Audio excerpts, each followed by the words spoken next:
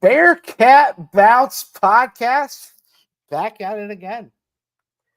Happy Monday. Happy Monday, Bearcat people. Happy Monday. It's a Monday following a difficult loss, a loss that is a soul-searching loss, a loss against a team that many expected this team to come out and compete against and potentially and probably beat on homecoming day in the red era for the Bearcats in season 1 of the Big 12, in season 1 of Scott Satterfield coaching era. We're going to completely touch on every single aspect of that game and what it will mean moving forward. It's also a Monday where we are one Monday closer to Wes Miller and the Bearcat basketball team heading to Hardwood. That is a reason for excitement. We're also a Monday where, we get to bring in guys, pals, the trio. Everyone is ready with me this week. It's a phenomenal time to be ready on a Monday night. And so without further ado, I'm going to welcome in my guys, the squad, the whole crew, on time, ready, and willing to nip at the butt of what will be one great discussion. Aaron Smith, Chad Brendel, Ryan Royer. How are we? Pretty good, I guess, all things considered. It's my birthday in like 4 hours. Yeah, so. I was going to say happy birthday eve to the czar, Mr. Brandau. How are we? I'm here. Let's do this. You want me to drive to Cincy and make you some Mickey Mouse pancakes to wake up to? You don't want to do that. That's a young family tradition. So weird on so many levels. Right there for birthdays. Come on now. But yeah, happy birthday, Eve, Chad. Excited to ring in the you are 36, right? That's what you're turning. A touch older. Okay, just that. There you go. Well, Aaron, sir, how are we? I'm 45 for 3.5 more hours. Okay. We'll live it up to the fullest, baby. I'm doing all right. I've had plenty of time away from the Bearcats game, and the Bengals managed to get one, so yeah, it's a win. Browns did us no favors, and neither did Baltimore. But how about those brownies? What are the brownies and Jets thinking, man? What are they doing? Nuts. Clearly, the Browns had good juju not playing Deshaun Watson. Well done. Ooh. I mean, we might have. I might have wanted Emory Jones over PJ Walker. Ooh. Okay. I don't even know what to do with that comment. Do not even know what to do with that comment. I'm a young gun. You can give me some of the heat for that one. I love it. It's all good. It's all good. Royer, sir. Well, first, it's safe to say this weekend, football games it was just a drunk weekend. It felt like there's so many drunk things that happened. Even that daggone Bills game, Sunday Night Football, just another drunk game. Just weird football going on. But oh well, Mr. Royer, how are we? I'm good. I had a great weekend outside of the game. Homecoming, saw a bunch of old friends, got to catch up with a bunch of people. Kind of eases the pain of what was put out on the field. Probably one of the worst showings that I've seen since the good old 2017 Bearcats, one of Chad's favorite teams. Yeah, I mean, that was a big stain on the weekend, but got to watch my jackass roommates take in that Bills game last night. So that was a fun sight to see. I'm doing well, though. It's good to hear, man. It's good to hear. It was a tough Saturday. One of those 12 noons where the vibe on the field. Now it's hard to capture the same atmosphere that was of that Oklahoma game, but the vibes on the field, man, pregame even were just seemed a little off. But you know what? It is what it is. It was homecoming. We're gonna break it down. We're gonna dissect it all. But if it's still Monday or Tuesday, and Tuesday morning you're listening to this pod, and you're a little frustrated still, so you're slow down a little bit driving that vehicle. But if you do happen to kind of ram into something accidentally, you can head over to Danco Transmission and Auto Care. They'll get you fixed up. They'll get you hooked up. Danco Joe, You know what? If you feel rough about this loss still, you could probably head over to Danco Transmission and Auto Care and just get an oil change. Even if you don't need one, just chat with Joe. Joe will cool your nerves. Joe will help you see the bright light that's possibly at the end of the tunnel. But yeah, get $10 off that oil change. Get 10% off of fixing. Danco Joe, Danco Transmission and Auto Care. We love you. But man, without further ado, Chad and Aaron, you guys gave a nice swat at what was a Chad. What do you call those? The therapy session, right? Not much therapy after this one. 30-10.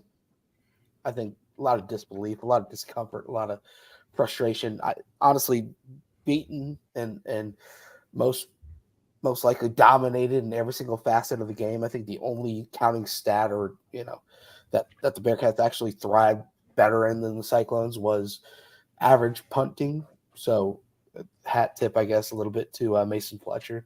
But man, just a all around tough showing. 4 straight losses, 3 straight at home. Both of those, last time that happened was in that 2017 season. Mr. Royer and Chad, I'm going to ask you a little bit later about kind of the general vibes around the site, around the team and everything, because you were there in 2017 covering. So need to know if there's similarities or feels or this, that, and the other. But Royer, I need to hear first off your pulse, your temperature, your feels following just generalities following a difficult loss to Iowa State. Yeah, I'm starting to feel like we're in this no man's land because you got this 2 different types of teams in one. You got all the fickle team, and then you got the Satterfield team, and it's mended together by a new coaching staff and a ton of transfers.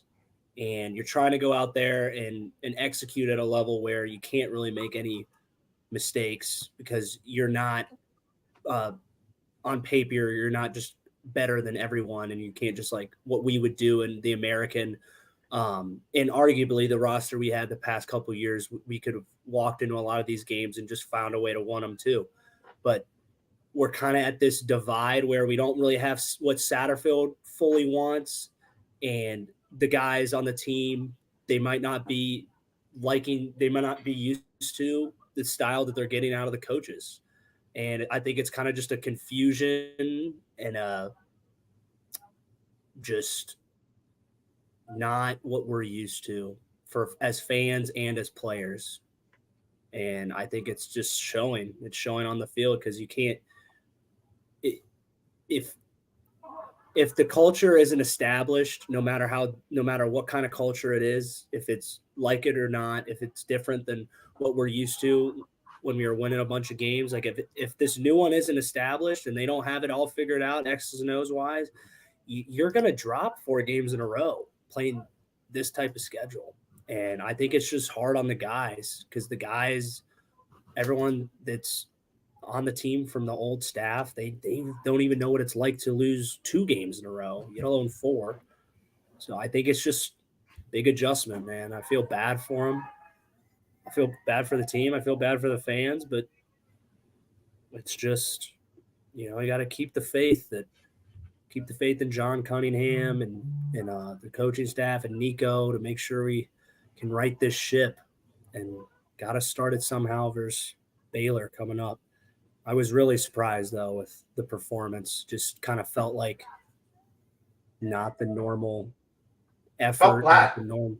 Yeah, just and if we knew as fans, like we as fans and people that cover the team, like they needed that game bad, right? Really, really bad. And you'd think that the players would know that more, and the coaches. I mean, I don't know who to really blame it on, but I think it's both of them. But it's unacceptable. Here's what I said, Royer, and I'll be interested in your reaction. You're coming off a 3-game losing streak. You're coming off a bye. I expected to see a team ready for a street fight. Like I expected a team to come out at late hits. I don't care. Like just aggressive, just angry. And I saw a team that was just there to play a football game. Like I didn't see anything before the game, on the sidelines, during the game. Like we talked about it a lot Saturday night. I don't know if you noticed it, but like guys would just kind of like jog off the field and go sit down.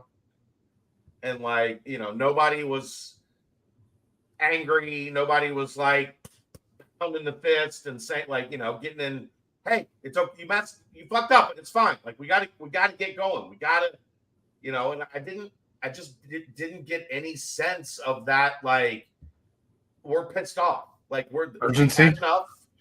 Yeah, like just angry. Like yeah, I haven't seen that from him since. I played a lot of sports. I played a lot of sports growing up.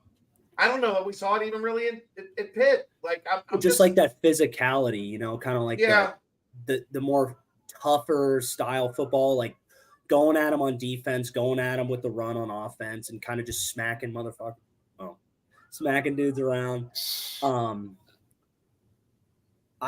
Chad, I think honestly, just to be honest with you, I think that's Satterfield's style. I don't think it's very like Fickle. He never told us to play dirty, but he always told us like, I want you guys to go out there and make this a street fight.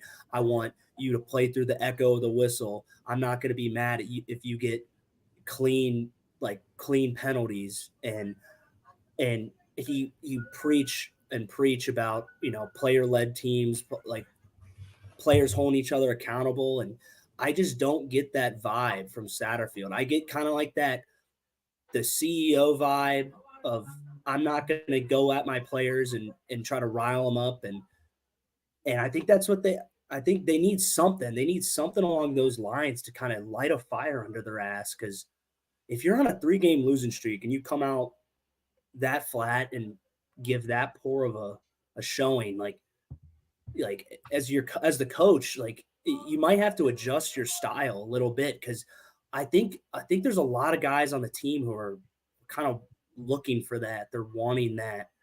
And it's hard to have that all the time. And then all of a sudden, like you're losing 3 games in a row and you just kind of want shit to start getting fired up. And it's just not. Well, and I do think there is some validity to even last year. This team that has not replaced Dez and Kobe. Yeah, they don't have that fight. They didn't have it last year. We talked about it last year. And nobody a Dante Corleone is a quiet kid. Juwan Briggs is not a guy that's gonna like get in your face and cuss you out. Like, and the offense, everybody's new. I don't know, how you establish a leader on a unit where there's 10 new starters. You hope it's the quarterback, but I mean, Emory is in a rut. He's not playing well. It's hard to be a leader when you're in your own head because you're not living up to whatever standards you have. And I don't think Emory's a get in your face guy. Yeah. Yeah. You need that in football. Like, no matter what people say, like, you need, like, there's different kinds of leaders, but on a football team, you need a good amount of guys that are going to get up there and kind of talk the talk, walk the walk, get on more of the aggressive side.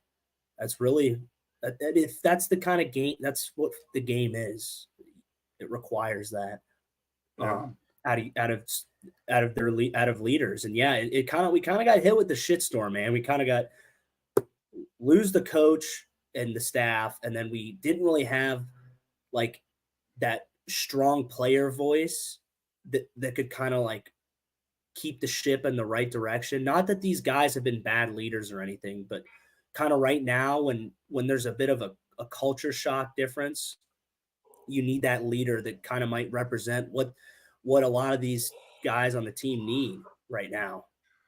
And that 17 team lacked a lot of the same stuff. Like there wasn't a whole lot of carryover leadership. That didn't really settle in until the second year with Cope and Cortez. Yeah. Yeah. It's not a quick thing, dude. It's not. And we got a lot of talent on this team, guys that have gotten a lot of reps already. And that doesn't mean that these guys aren't going to figure it out next year, but you got to be able to figure shit out right now. And we're not doing that. Nothing is getting fixed. That's what I'm noticing. Like these problems, we keep reiterating them. And now we're kind of on the page of, is the team folding? Where's the team's complete mental state? Like Chad, you're now we're talking about the team doesn't even look like they're ready to go before the game. Like it's degrading quickly, and we need to see some sort of direction change. And I'm just not seeing it on any facet right now. What was the, I don't want to make this like a fickle tenure versus what's going on right now type situation, but was there that rah-rah coach that fired everyone up before the game, or was it more of a rah-rah fan, right? Or was it more of a rah-rah players stepping up? Chad mentioned the Kobe Bryant story a lot that, deserves every mention that it can get. But, as far as pregame and as far as if shit's hitting the fan at halftime, who is it kind of both, or is it one voice that kind of steps up and everyone just sits and listens to? It was both. Both before the game. I felt like Coach Fickle kind of had more. He wanted to like establish the tone before the game on his own, but we were brainwashed, man. We were all in that mindset. So he kind of let us do our thing. Like if shit was going bad at half, like he was the calm one. We were kind of the crazy ones. Like, and I think that's what made us good, because he was there to kind of get us going if we needed to be a fire lit under our ass to start the game, because that happened. There's always many games where you start slow, but I think the difference is we started slow, we stayed slow, and we kind of got our asses kicked and we didn't do shit about it. And I think that's what's the worst part.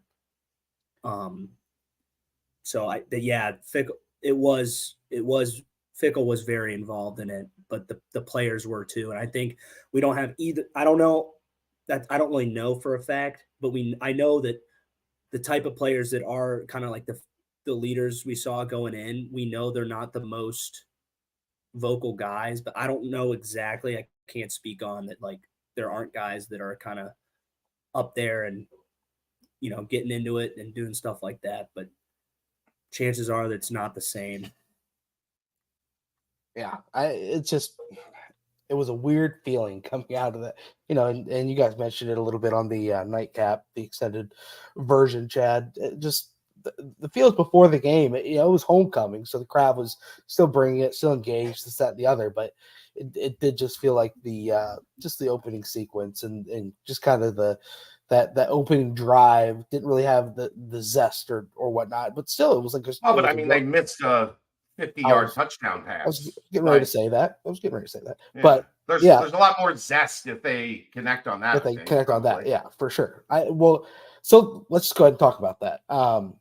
And Chad, you did ask last week at the midweek presser about the lack of explosive plays, and I think people will take a look at the overall number for the entire year of explosive plays and see that they aren't half bad. But if you take out it's getting bad. But if you take out that EKU game, just take away imagine the EKU game didn't exist.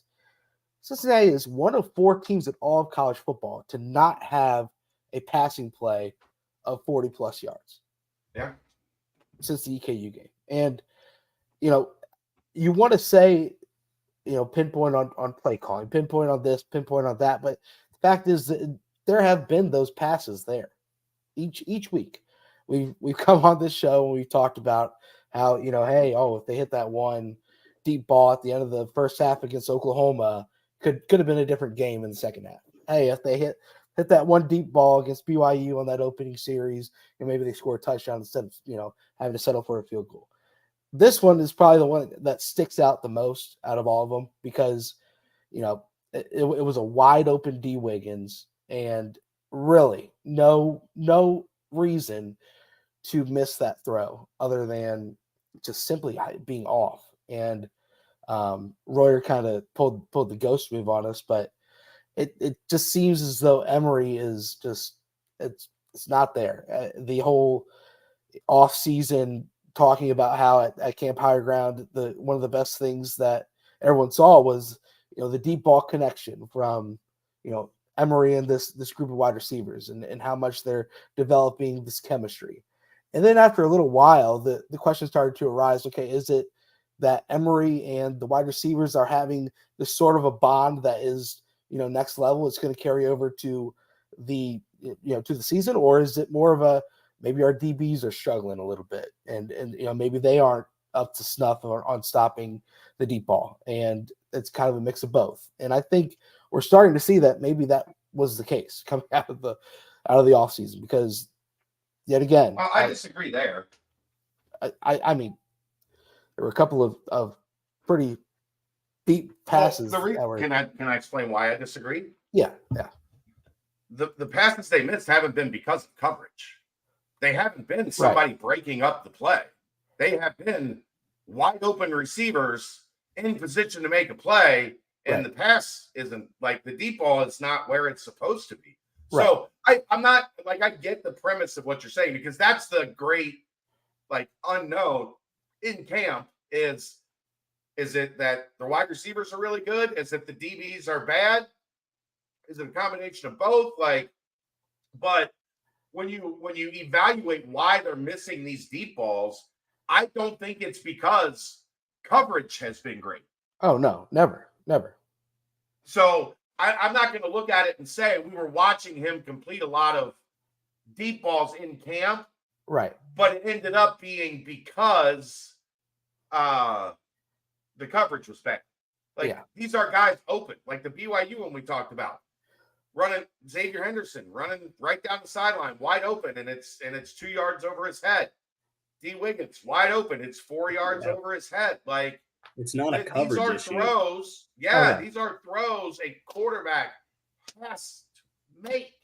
I never said it was a coverage issue. No. What you said was it because the DBs weren't good. I'm just pointing out, I don't think coverage has had anything to do with. Well, I was doubling down about how the DBs have been bad as well.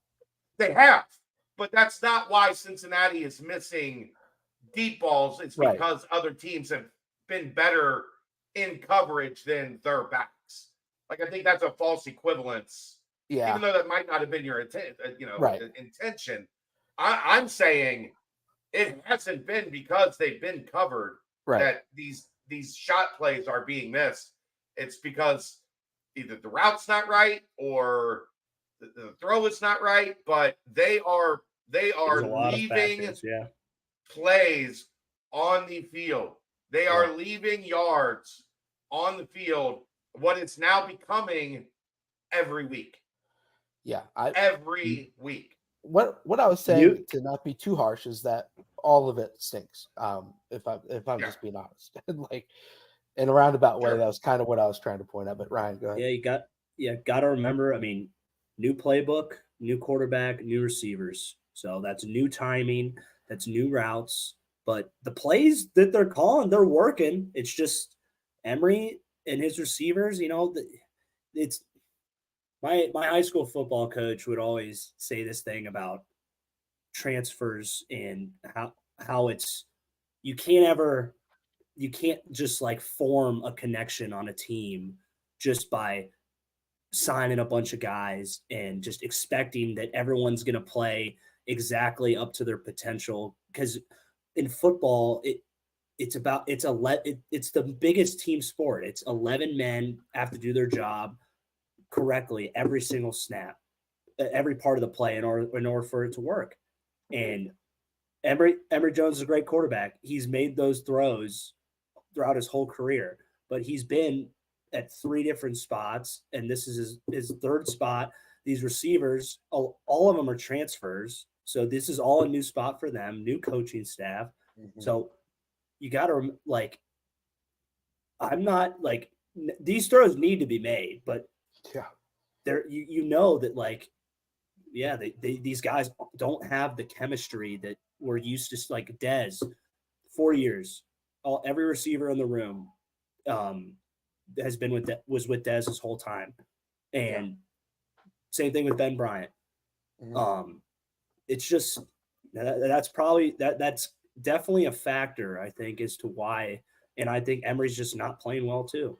I mean, the weird thing is, so last year, Ben struggled at Arkansas, overthrowing a couple of the deep balls to Trey and Tyler.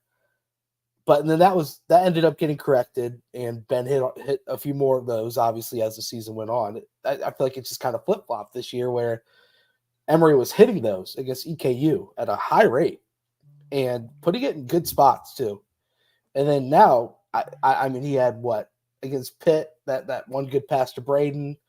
Outside of that, not many deep balls, but since then it's been zero, zilch, none, not even any catch and runs. It's baffling because college football is about explosive plays. It truly is. You watch any other college football game this weekend, and the teams are making explosive plays unless it's Iowa versus Wisconsin.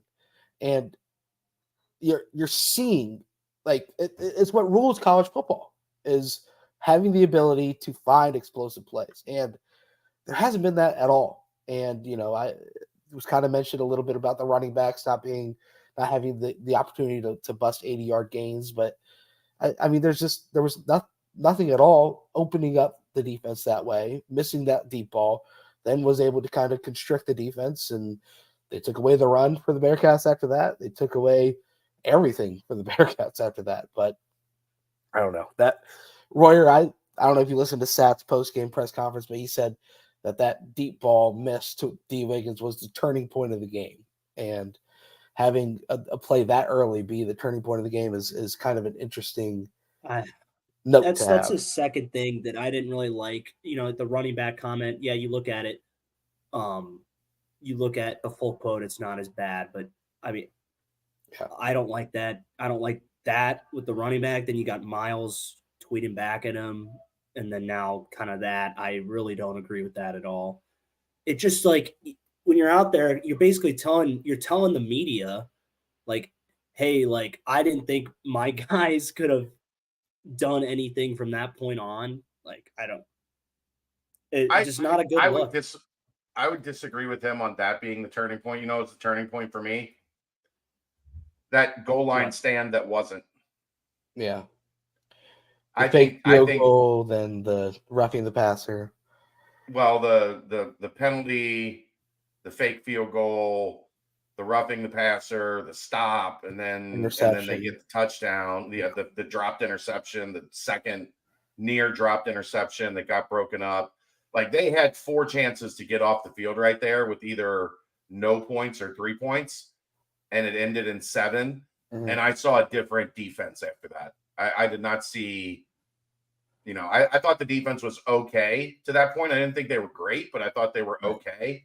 And I think a moment like that, Ryan knows, a moment like that can energize your team. If you get that stop with them down there knocking on the door, be it forcing a field goal or getting the interception or whatever the case may be. But I thought I saw a different defense the rest of the way. I did not see a defense that looked hungry after that. I saw a defense that was just out there kind of going through the motions, like, carrying out their assignment, but not playing. Like, you didn't see a bunch of hats to the ball. You didn't see guys flying around, I didn't think. The rest of the game, to me, that was the moment that, like, the wind kind of went out of the sails. Yeah. And especially because that was hinging after the Cincinnati scoring drive. So, 7-3, you've got the lead, homecoming, good feels. You hold to a field goal, 7-6, get the offense the ball back, a chance to extend the lead. And just 8 different things went against Cincinnati on that defensive drive. But yeah, no, I agree, Ted. Royer, your thoughts? I mean, a fake field goal like that, and then just I don't know, the dropped interceptions, and just, not that it's like unlucky, but it just seemed as if everything was going against the defense on that drive. It was a really weird drive. But it was self-inflicted, a lot of it. Yeah, it was. Right. Yeah, man, Alex Halverson will be on later. Just stay tuned. You're on mute, Royer.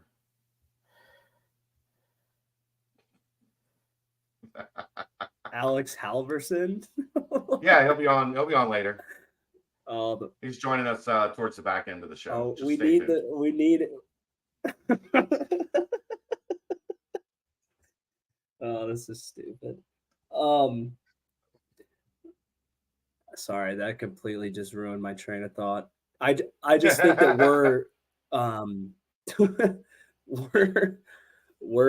I think we don't kind of how we used to find our way, like we'd get in like these shitty situations, but we had the personnel to kind of like just sneak our way out of things a lot of the times where we could, all right, we got a bad penalty. We're able to just, we got Sauce Gardner, we got Kobe Bryant, we got go down the list. Like we can get a stop. Maje's going to make a get our play, way out of or yeah. Jabari's Yeah. going to make a play, or whatever. Yeah. Beavers or Joel. And yeah, we just, I don't, one, like new team trying to get connected with each other, with the staff, with the play calling, that's not there. And then, not having those guys, not having those established guys, I think that's what you're seeing. I think that goes down the board, offense, defense. It's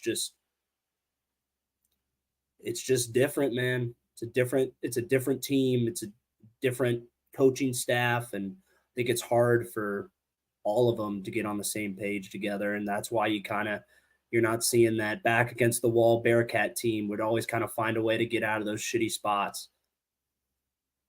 Here's the other thing to me, guys. This is ultimately what was so devastating about the Miami and BYU losses. Is momentum is built if you win those two games that you should have won, that you played better than the other team and you lost, and you go into that bye, instead of going into it hungry, you go into it questioning yourselves. And maybe that's what we haven't talked about, Ryan, is this is a team that is questioning themselves, because in two of those three losses, they were the better team on the field, but they didn't make enough winning plays for that to, they weren't so much better that they could make critical mistakes and just have them not matter.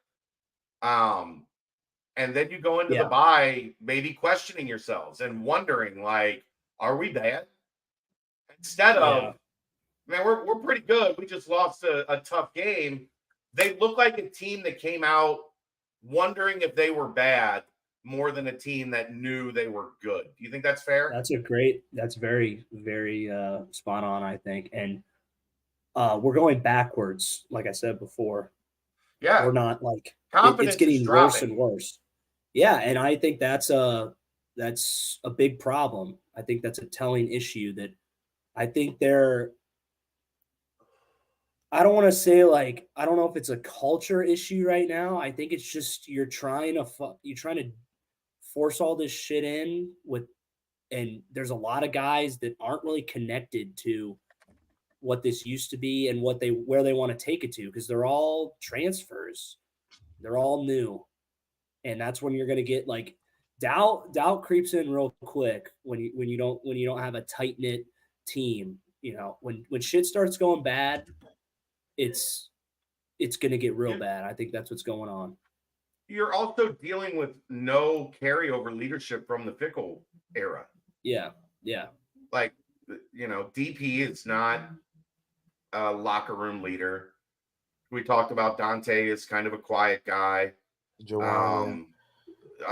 Dingle is in a new role, so he's not a guy that's going to be incredibly vocal, and I don't think he's overly vocal to begin with. Maybe Threats is a guy that you hope would fill that role, and I mean, I'm sure he's tried, but it's not like there's a bunch of carryovers from the Fickle era that we're looking at and saying, like, okay, this guy was a leader that last year or was stepping, like, elevating into that role last year, and now he's even more in that role this year. So you're dealing with a bunch of transfers. and a lack of that natural leadership carrying over from the previous year. Like, I mean, it's hindsight's 2020, but how different does this look if maybe Jaheim stuck around? If if Ben's still here, if obviously if ifs and nuts were candy and butts, we'd all have a Merry Christmas. Ifs and butts were candy and nuts. There. Yeah. Hey, it's your birthday. Freudian slip on that one. We'll give it to you. I guess the thing I'm most scared about is that when Fickle first came in and the old guys, they didn't like Fickle and him because he was too intense. He was a psycho. He was ruthless. And the problem is here. Yeah, the problem is here. The old guys aren't saying that about Satterfield. They're wanting, just from what I know and what I see, they want more than they're getting. And I think there's this identity clash with the team, and that's feeding right into the whole kind of disconnect with what is our identity? How are we going to respond in this crisis? Right. And I think we're just folding in on ourselves because I think there's all that stuff at play. Yeah, because I know, Chad, we've talked about how bad we were that first year, and I would tell you, but there was this hope. Like we were 4-8, we were so freaking bad, but like should have been 1-11. Yeah, like we were so bad, and like literally the staff would tell us like we were terrible, but even like they told us how bad we were in the offseason, but all of us freaking idiots. All of us were just like, there's no way we lose to UCLA. Like we're gonna beat them. We all believed that we were gonna do that because it was just like a psycho little cult of crazy people is what they turned us into. And I don't know if that's not the vibe that is being brought across right now. And I think it's rifting the progress of the team, I think. We keep mentioning the 2017 season. Obviously, that's the last time where multiple losses like this were strung together. Last time that multiple losses at Nippert were strung together. But the vibes going into 2017 were completely different. Obviously that Tuberville ended it the same way he ended his walk down the most recent, private jet stairs, stumbling towards to the finish line. And so I don't know if there was more leeway heading into that year, but still it was a frustrating season. But they also lost on homecoming day to SMU that year. But then there was a bye week after that. They bounced back, and I know it's Tulane, AAC, say what you want, yada yada. But they ended up winning that game, 17-14. And I'm sure there's no Tulane on this schedule. Oh no, there's no Tulane. That's not what I'm saying. But what I'm saying is I imagine the vibes of that, 2-week layoff, the bye-week layoff was a little bit more frustration, anger, hostility, firing the team up, this, that, and the other. Can we get Tulane? Not this Tulane. Can we get 2017 Tulane in the house next week? It wasn't. It was at Tulane. Whatever. Iowa State lost at Ohio 10-7. Iowa State lost by 30 at Oklahoma. I mean, it's not like Iowa State's some, dominant team. Juggernaut. Yeah, they're not. No, but Iowa State is a team that has been week by week playing better and improving, and Cincinnati is not. They lost 2 weeks ago by 30. To the number 5 team in the country, and it was 21-20 in the first half. In the first quarter, yes, because they had 2 long passes. They didn't score after that. They are playing better. Cincinnati is not. Denigrating Ohio State isn't going to do us any good. It's not their fault they kicked our ass. I don't know. What I'm saying is they aren't like some. Nobody said they are. Beast team, coming in. They were playing better, and you see it's trending down. Iowa State's trending up. There's no doubt about that. But in the same sense, it's like coming off of a bye. it's either Baylor or Iowa State served up on a platter, or if you want to throw in the two AAC teams served up on a platter. I'll that take come the over. AAC teams. Right. Houston and UCF, both of those are on the schedule the rest of the season. So, we mentioned the AAC a bunch. We'll see how they do against those two teams. It's just in similar situations. I don't know. Well, it'll be a good barometer test. But that God 2017. knows where they're at by the time UCF and Houston roll around. Oh yeah, well, we will. We'll see. 2.5 point favorites against Baylor this weekend, so we'll slowly start at that. But I do want to talk about end of the first half. It was kind of weird. The whole, Not taking a timeout, I don't understand at all. Yeah, you accept the delay of game when you have 3 timeouts. The whole thing. It wasn't like you were at the 50 and like the 5 yards doesn't matter much. Right. You were deep in your own territory. Deep. Yeah. 5 yards matters. Right. And I don't know if he's like trying to say, all right, we're going to milk as much clock to not give Iowa State a chance. That was strange. Call timeout with one second left. Right, exactly. And you had 3. Right, you had 3.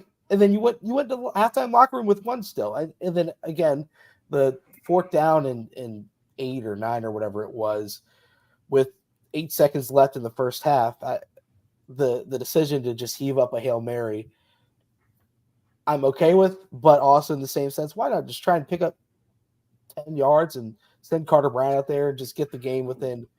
When did they pick up an easy 10 yards at all in that game? When are they going to throw a bomb, a Hail Mary with it? That gives yourself literally about the same percentage. 0.01%. I say about the 10 yards percentage. And calling a timeout, you probably got at least a 21% chance.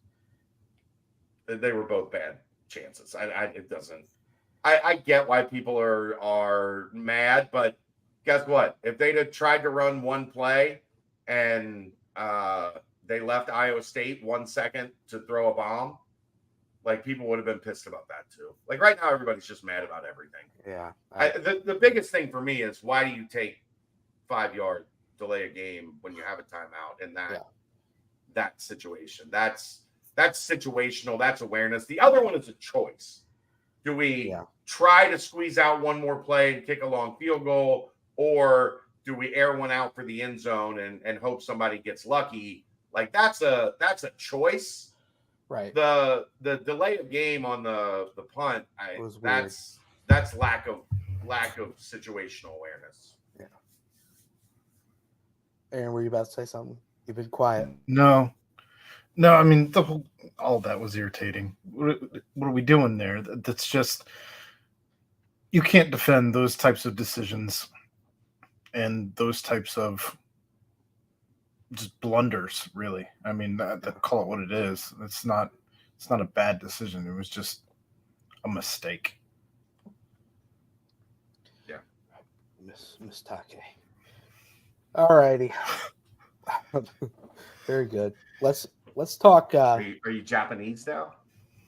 Yes, kind of. I don't know what I am. I'm sick and tired of being sick and tired. I don't know that much, but this is the most down I've seen you. Like maybe since we've started doing this show.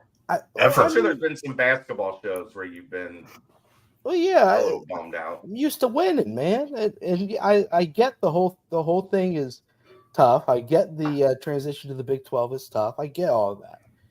But it's just weird. Like you said, if the team came out and they worked their asses off and looked like they were fighting tooth and nail every single play of the game, then it'd be different. But I don't know, vibes are definitely strange. But let's go ahead and talk special teams. Chad, you said you wanted to get into it before the early parts of the pod, but obviously a lot of blunders on special teams.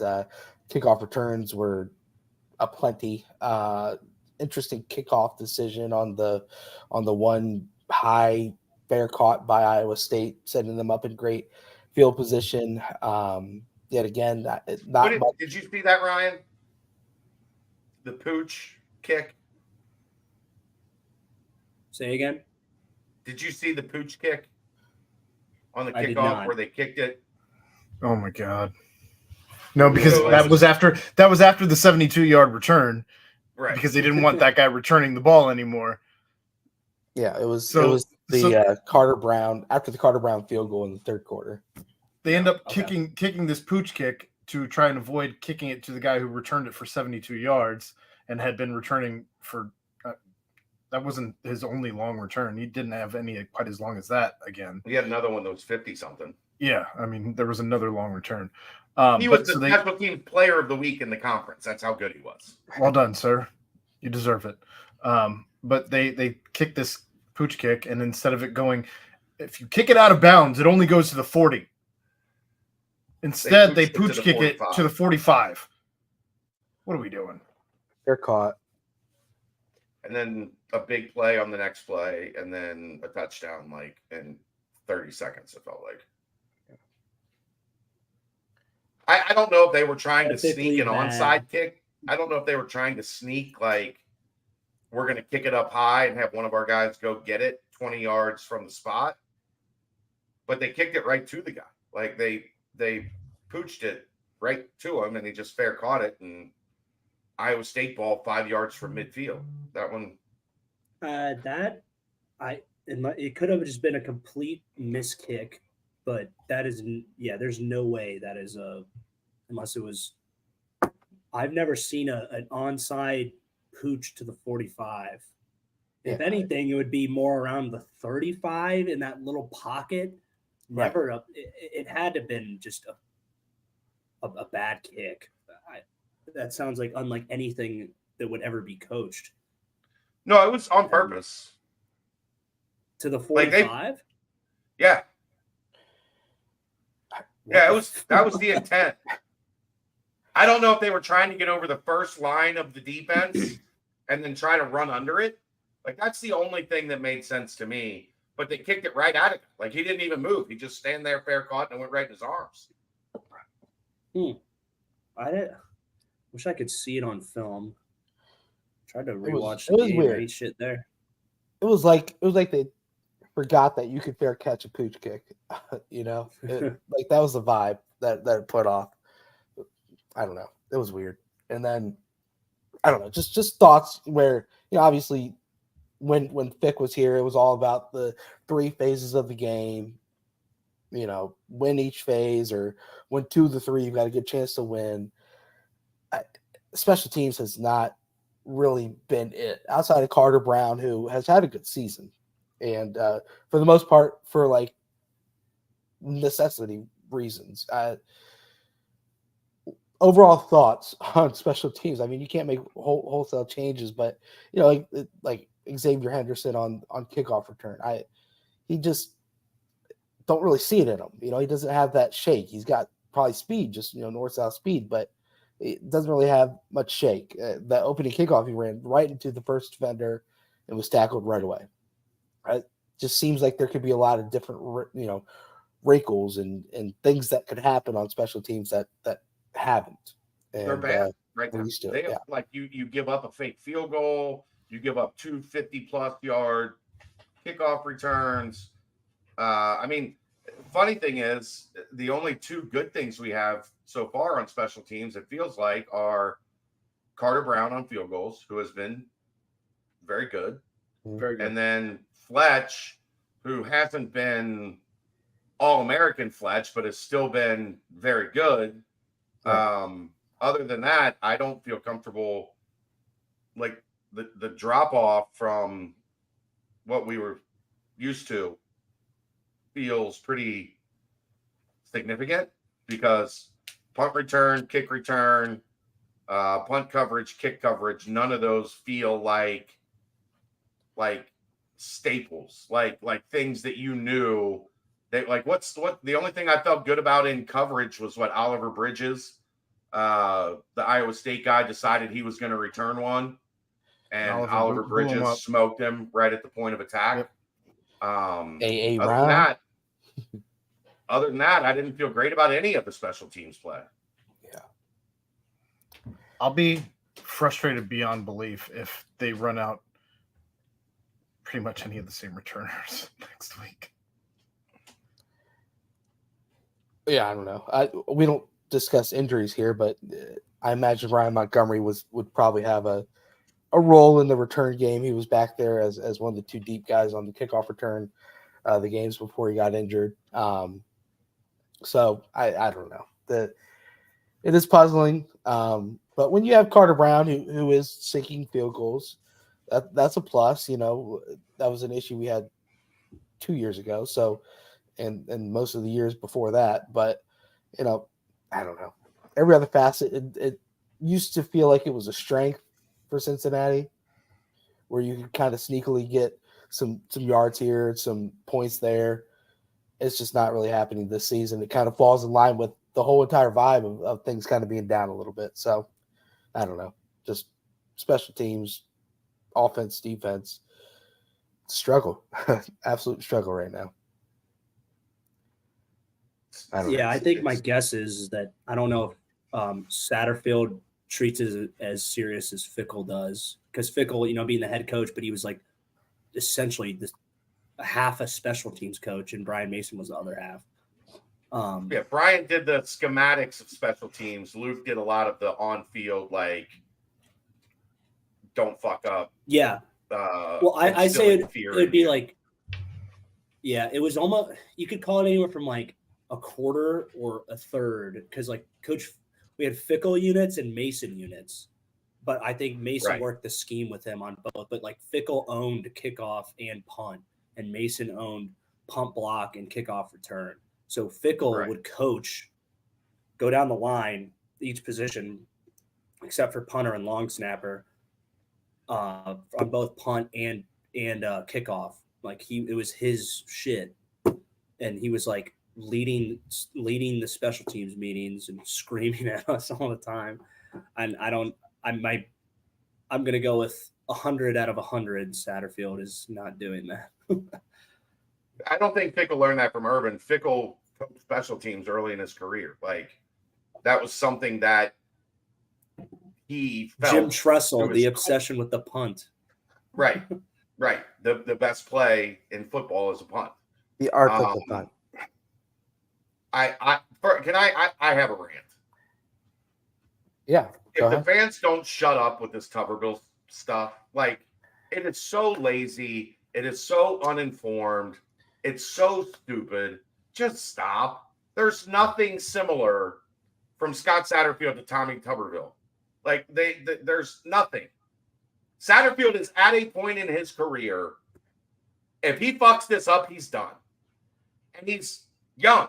Like, early 50s, late 40s, early 50s. This is not a guy that has an undefeated season in the SEC and, like, has accomplished all of these things and is on his way down.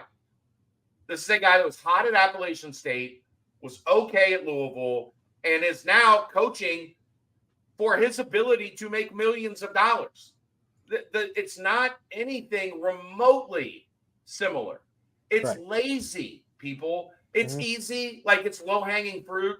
I get that that's easy for fans and something that they cling on to, but there's nothing similar in the two guys. Satterfield is out there every day in practice, hands-on. Like, he is involved. He is not looking to get out of the facility and go golfing every chance that he can get. He is not standing over on the sidelines talking to the media for half of practice. Like, it's so bad. It's so bad. Like, you make yourself sound uninformed. If your take is, oh, it's another Tuberville, here we go again. It's Tuberfield. It's Satterville. Like, it's bad. It's a bad take. It's a terrible take. I also want to add that he has a 6-year deal, and they owe him every penny if they fire him without cause before December 31 of 2025, not including bonuses. And if he's fired January 1st of 2026 or later, up until the end of his contract, he's still owed 70% of his remaining pay, meaning that if he was fired January 1st of 2026, you'd still owe him Of the 11.7 million, you'd still have to pay him 8.19. And despite what you may think about this university making gobs more money on this new TV deal, which sure they are, but they also owe a lot of money for all the shit they're still building. That money's spent. Like, they don't have money sitting in reserves to fire a coach they just hired. It's not They happening. don't have a booster that's going to write you a $22 million check. Not happening. So Mark Cuban is not around. But it's lazy, guys. Like it's not informed. It's not reality. Like they're so different in terms of their personality. I know fans will get like, oh, they're both from the South. One's from Arkansas and one's from North Carolina. Those are two different places in the South. Like but they're twang, Chad. They're twang, can, man. Can we be better? Like, I know you're mad and you want to like fly off the handle about something, but there's no Tommy Tuberville to this. It's not right. It's not that. Like it was a very good rant, Chad. Yes, it was. It was very good. And hopefully people tune into that. We clipped this. Better. We posted everywhere. Clip this. Have every other outlet put it out. Look at them over at BCJ. Honestly, I think that because I didn't know Satterfield. I mean, I didn't know Tuberville, and I think there's a lot of people, newer fans, people that just got used to Fickle. That the moment that something's different, they're grabbing for straws, and I think that's I think that's something a lot of fans would value, and to hear your take. And Paul, you're right. Like it's they automatically associate the two. But it's bad. It's a bad take. It's a lazy take. So that's what I'm calling out. I know that that's my point, is just because there's a little bit of a lack of success right now. These two coaches have nothing in common. There's nothing in their paths that are parallel. Satterfield did not coach at Miami, at the U. Like Tuberville came up through the SEC and coached in the SEC and like had great success at Auburn and then kind of on his way down ended up here. That is not this. There is no cushy landing spot for Scott Satterfield if this doesn't work.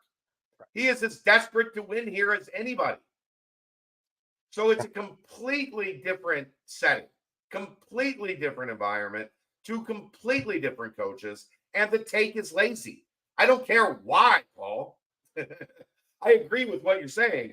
I don't care why the takes are lazy. They're just lazy. They just don't connect. It's not a good take. Right. In two of the past three coaches in their first season at the helm, they had losing seasons, 4-8 seasons, and so it's a situation where, yes, were we a little bit more hyped up heading into the year because of recent success, because of still the positivity in the program, this, that, and the other. And it's a good thing fans have a high bar. Oh yeah. I mean, if it was different, I mean, you look back at Butch Jones's first year, coming off the high bar that was set following, the departure of old BK. It was kind of the whole everyone hates Butch Jones thing, and leadership was also in shambles. Like the events that happened in New Orleans, caused massive problems. Right, and he turned it around, figured it out, and then you look at Luke. Obviously, his first season, we beat that horse enough. The 2017 season will forever echo and will be a not a measuring stick, but a barometer test where it's like, listen, even first year in the AAC is hard. So, hey, it's tough to take a step back and swallow that pill. But what Fickle always said was that winning was hard was his first thing that he would say. And I think you're seeing that proof in the pudding right now. And when he had Desmond Ridder was an absolute winner. That's a dude that people were calling for him to get benched in 2019. Like it was, his job. 2020, that game at home against USF, he had 3 interceptions or something along those lines. bench him again. No, he's a winner. He stayed out there. He showed his will to win, and that's why Fickle stuck with him. I guess now it is a hard question to ask. Is the players win the games is another thing that pretty much every coach will say. You can put them in position. You've seen Cincinnati be in position numerous times this entire first 6 games to win football games. They've been in position to win the game, but it just has not worked out. More often than not, sadly, it hasn't worked out. And I guess the question is now, is it a personnel thing? Is it probably a little bit of a mix of both? Probably. The high flying defense causing havoc hasn't been there. Is that a personnel thing? Probably has a good amount to do with it. Is it a schematic thing? Maybe a little bit. I don't know. There's so many mixing pieces that who knows. I didn't what feel great about anything offensively Saturday. No. I mean, you complete that one pass, like Coach Sat said, it could have been a different game, but that pass goes incomplete like it has every single time over the past 4 games. And so it's like, okay, what now? But I have a hard time believing that pass being completed all of a sudden means the running backs get more than 2.5 yards a carry. Right. Yeah. Or they're able to complete one other one. Yeah. Yeah. Like that offense, and maybe I'm sure it's a combination of all things, but that scheme against Iowa State's defense was not good. Yeah. It couldn't have been good. Like there are other times we've talked about, look, the scheme for the most part worked because they had 230 yards rushing and 220 yards passing and 450 yards offense. They outgained the other team by 100, and they did all these things where we could look at it objectively and say, okay, there were things that worked and things that didn't. There was nothing that worked against Iowa State. There was not one thing. No. Fletch punting, I guess. Okay, like that was the one thing that worked. Nothing else worked. Carter Brown, 1 for 1. 1 for 1 for 36 yards. Like Dana Beers could have made that. Oh no, he couldn't. Ooh. Sorry, no, he couldn't. Hi, Dana. Yeah. There's no. That's the tough part about what happened Saturday. Yeah. Is there's nothing to lean on. There's nothing to be objective about. It objectively sucked. All of it. Every bit of it. Yeah. And then the rain started in the beginning of the second half. Which I told you pregame. I said, hopefully it doesn't rain on you. And you said it's not going to rain. No rain. The rest of the day. Rain free. I called Mother Nature. I said, give a little sprinkle. The tears of sprinkle, drip, drip. The tears. Luckily, something else. Almost hasn't been talked about. Okay. Did you recognize that 4 of the 7 field suites were Iowa State fans? So I wasn't down there, but yes, I saw like Iowa State. I don't know if it was their media or what it was. They were like, or maybe it was coaches. They were dapping up all the field suite people, and then dapping up like heavy all the players. It was a really weird vibe going on right there on that little end zone line. Well, so I was told. I asked around. I was told those are open to anyone to buy. Okay, great. You know what that tells me? Your advanced sales team did not sell the suites. If the suites are just there for anybody to buy, why are those not sold out? Why are they not sold to UC fans in their entirety before the season kicks off? Why are over half of them available to be gobbled up by the opposing team? Because now every opposing team is going to realize, oh shit, not only can we go see our team, but we can go to Cincinnati and buy a fucking field suite and sit down there and cheer on our team. And it's not that expensive. In their house. That's my point. How are those not sold before kickoff of the season? Yeah, and like Matt Lanner said, how are those especially the homecoming game. I guess all the NFL games kind of didn't line up very well for our guys, but They kind of did though.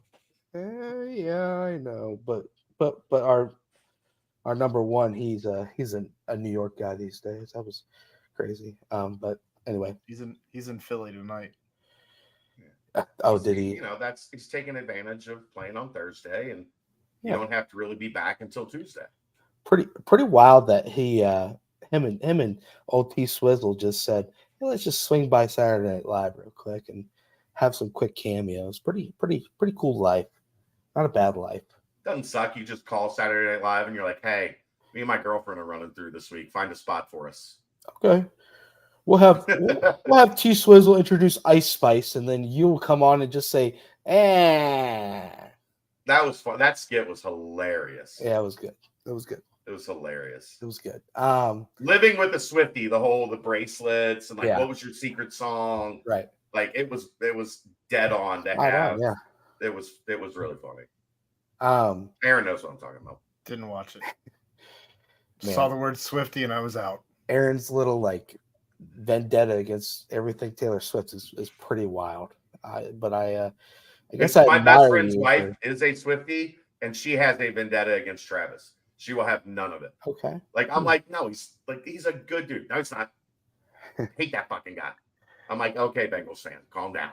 I'm seeing a lot of them are pretty happy with how happy Taylor I feel the same way about old Tay Tay. So you would love my best friend's wife. Feel like we are yin and yang. Real quick, Royer, tough question, and if you don't want to answer, then you can say pass. So there's been a lot of talk amongst the fan base about the whole when they wanted Dez benched and Bryant put in, but the difference is that Dez was winning through all of this chatter.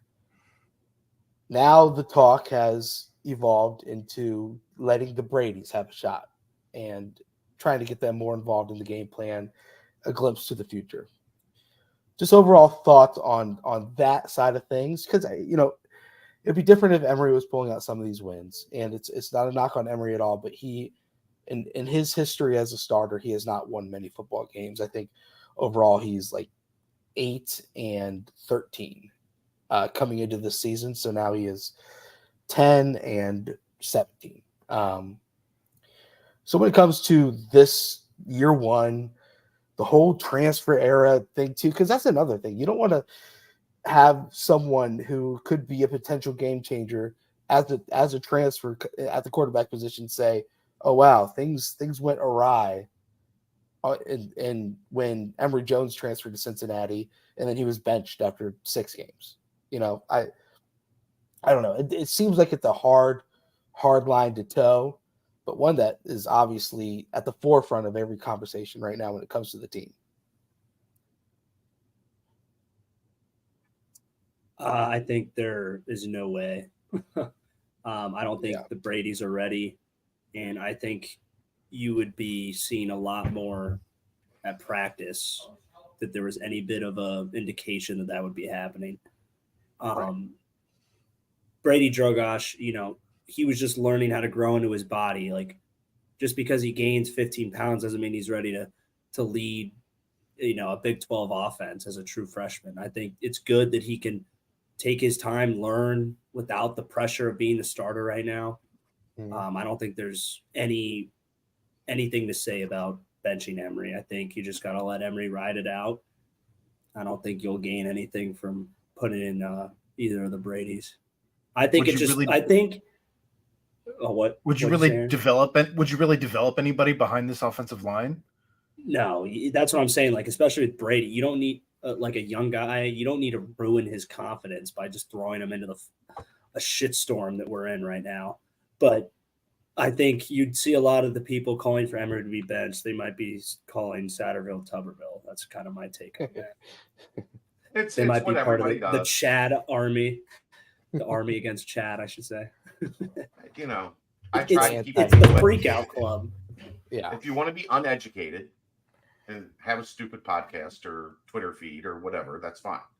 We like to be educated here and have objective, believe it or rational not. things.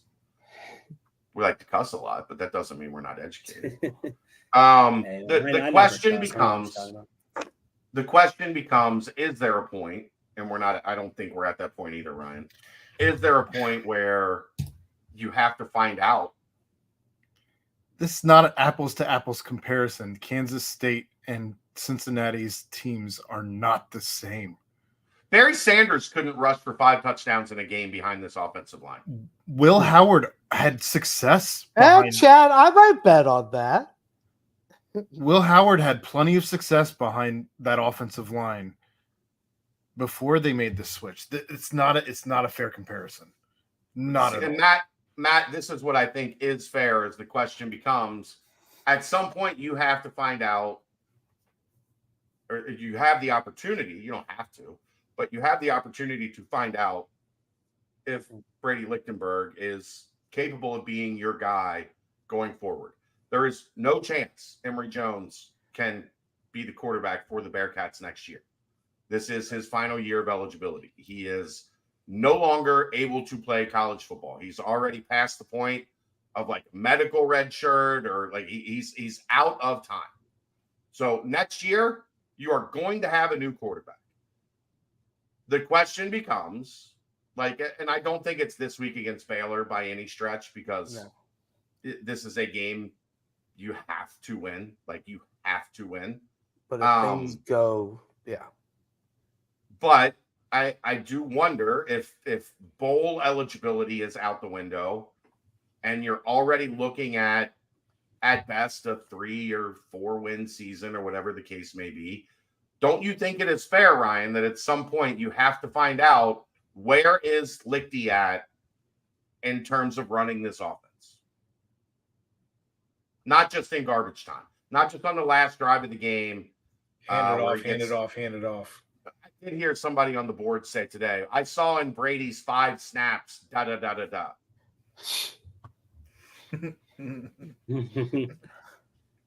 Yeah, I think there's some validity to that, kind of where the team's at towards the end of the year and how Emory does. But I don't think, I agree with you. We're not at that point right now. I think does that mean we think Emory's playing well? No, he's not playing well right now. Yeah. It's he'd have to do so bad, and he'd have to probably start acting bad as well to get benched. Which we haven't seen, and that's a guy that's come into post-game press conferences. Every single press conference. Took it on the chin. Yeah, defeated on the chin. Which I absolutely respect the hell. Yeah, I respect the hell out of it. And he's the kind of guy to be the first to tell you he's got to play better, and he has said that. Yeah, and every week, I'm proud. I'm proud to have a guy up there as a quarterback like that takes it on the chin, like that every week that he's underperformed. He's the first one to tell you.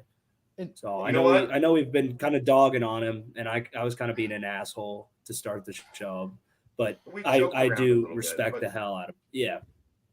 Look. And I really do believe in him. I really think he's going to make those throws. I think it's just he's caught in the shitstorm that everyone's caught in right now. And I was kind of hoping that he was going to be that beacon of hope to pull us out and make that big play. Iowa State. Yeah. I really thought he was going to be that guy. He just hasn't yet. But that doesn't mean that he's going to be benched because he's going to get worse and worse. I really do believe in him. And you know what? He did run aggressively. I went back and watched, clips of the game and whatnot. On the design QB runs, he was running with the purpose. And, say what you want. He might have been the most aggressive guy. He might have been. Jack Dingle. Yeah, right. Well, DP had a pretty good game too, I thought. DP too. Looking back on it, he was kind of ferocious. But you bring up the Kansas State thing. Avery Johnson was a top 100 recruit. He was a high 4-star that Kansas State pinned as like the next best thing for them. And like Aaron said, he's on a K-State team that a lot of people said was a dark horse for the college football playoff. And it's a little different than the current situation here, and a little different with Brady Drogosh, who rose up the rankings and probably is still, developing into what, the quarterback that he wants to be. Yeah, I do. You do have to start to think about next year if the bowl game eligibility runs out. But still, there's 6 games left, and Right. the teams ahead of them aren't the teams left on the schedule aren't world beaters. They aren't like beastly teams. Do Yeah. you want my positive spin, Brent? Oh yeah, love positivity. I have one positive thing to say. It really has nothing to do specifically with Cincinnati at this point in time. Okay. But there have been 3, 4 teams already that we have written off in the Big 12 this year Oh yeah, that have Undertaker popped back up out of the coffin. Oklahoma State, Iowa State, Iowa State. Yeah, Texas Tech. yeah. They're playing better than They are playing dead better. Yeah. at the beginning They of the look season. better. Yeah. And they have come back to life. And most of the time, it has been one surprising win. Yeah. That caught, Aaron and I talk about this every Wednesday and every Sunday. Yeah. We've gone into it going, this team's toast, man. They stink. And then Yep. the next Sunday we have to go, ooh, interesting. Like they got a little life to them. And Iowa State at home against TCU. The same thing happened with the Bengals, even. I mean, if you're looking for something local. Yeah, but I'm just talking Big 12. Like specifically this league, we have seen one win redirect like the trajectory of a team. Am I saying this team's going to wheel off 6 in a row? No. But I'm saying we have evidence that teams have been playing poorly and gotten that one win and been able to get at least steady the ship. At least go from the bow has broken and we're just watching each side descend into the depths of the ocean. Right. Yeah. That's as positive. That's I like your Ryan. positive Was that spin. good? Was that a good positive spin? That's all I could come up with. I liked it. I thought I was good. That's someone. I love your that's someone, soapboxes. You know me. Someone talking like he's got a birthday tomorrow or something. That's the Things are happiest good. thing. Oh baby, count down the hours. Did you get some of the cake that Dave had for you up at the tailgate? No, I'm not generally a cake person to begin with, and cake at 10 a.m. It's not a great idea for me. Yeah, cake and beer. You don't think those go together well? I've Cincy Light. Before. Okay, cake and beer is fine. It's when you add the ice cream that it all goes south. You don't do the ice cream with the beer. I mean, cake and beer at like 2 a.m. when you get home from the bar, 3 a.m. Yeah, that's fantastic. 10 a.m. when you have to go. There's not a safe cake in sight, if you know what I mean. 3.5 hours? No. If you know what I mean, Royer. Not a safe cake in sight, baby. But yeah, Yes, and it's funny. Now comes Baylor, who you thought was that team that was bouncing off the mat after their huge comeback win against UCF, and then they just looked like dog poo again the week following. So, their offense stinks. 2.5 favorites. If that offense has success Saturday, whole world of trouble. I mean, that is literally like the worst Power 5 offense. Yeah. I could have crapped in the Iowa State field suites. You know what one of them was? Who one of those field suites was occupied by? Who's that? Cyclone Larry. No. Fred Hoiberg. Guess what Cincinnati icon was born in Ames, Iowa? Current Cincinnati icon.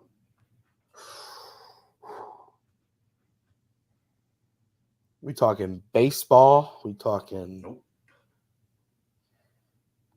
Narrow it down for us. Number 9. Oh yeah. His dad was coaching at Iowa State when Burrow, yeah. When the family lived there. So Joe's brother was in one of the Iowa State field suites. Huh. That's the thing that some people claim that he's from Iowa. Some people claim he's from Ohio. Athens, yeah. He was born in Ames, I believe.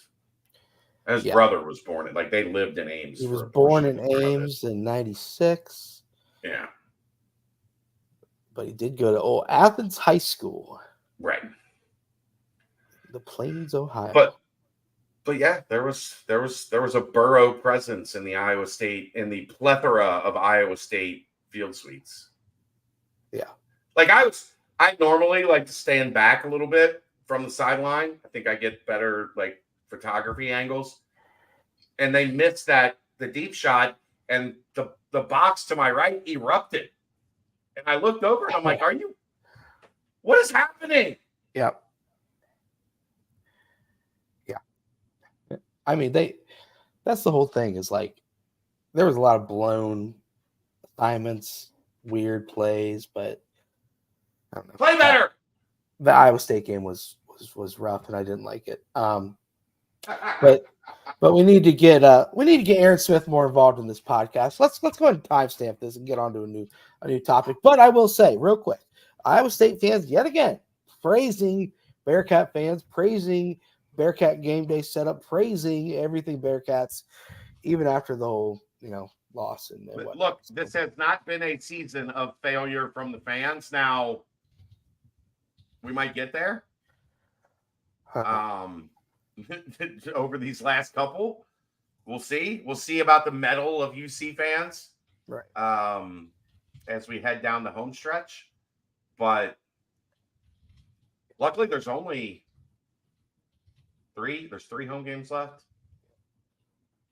Baylor, UCF, Kansas. Yeah. Yep. All right, let's timestamp it. That is brought to you by Quick Paper Supply, your local and family-owned restaurant supply company for all your non-food products. Quick Paper services over 150 restaurants with weekly low minimum next day deliveries, providing a wide range of food service products from to-go containers, cups, custom printed products, eco-friendly, and much more. They also have cleaning and restroom supplies for all your janitorial needs. Call Nick 513-470-2029 and reference Bearcats for 20% off your first month of purchases. Boom, baby. Not all is lost, guys. A lot of season left. We're only midway through the season. We should have done our mid-season wrap-up and look forward to the final second half of the season. But we did that last week. Hey, you know what? We already did that. But would have had a bit of a different tone, I think. But either way, 2.5-point favorites at home against Baylor. Upcoming Saturday, 12 noon. Then a night game in Stillwater the week following. You saw a nice tweet by Cass Simmons earlier today. A little, they're not done recruiting. They're still out there recruiting. They're getting it done.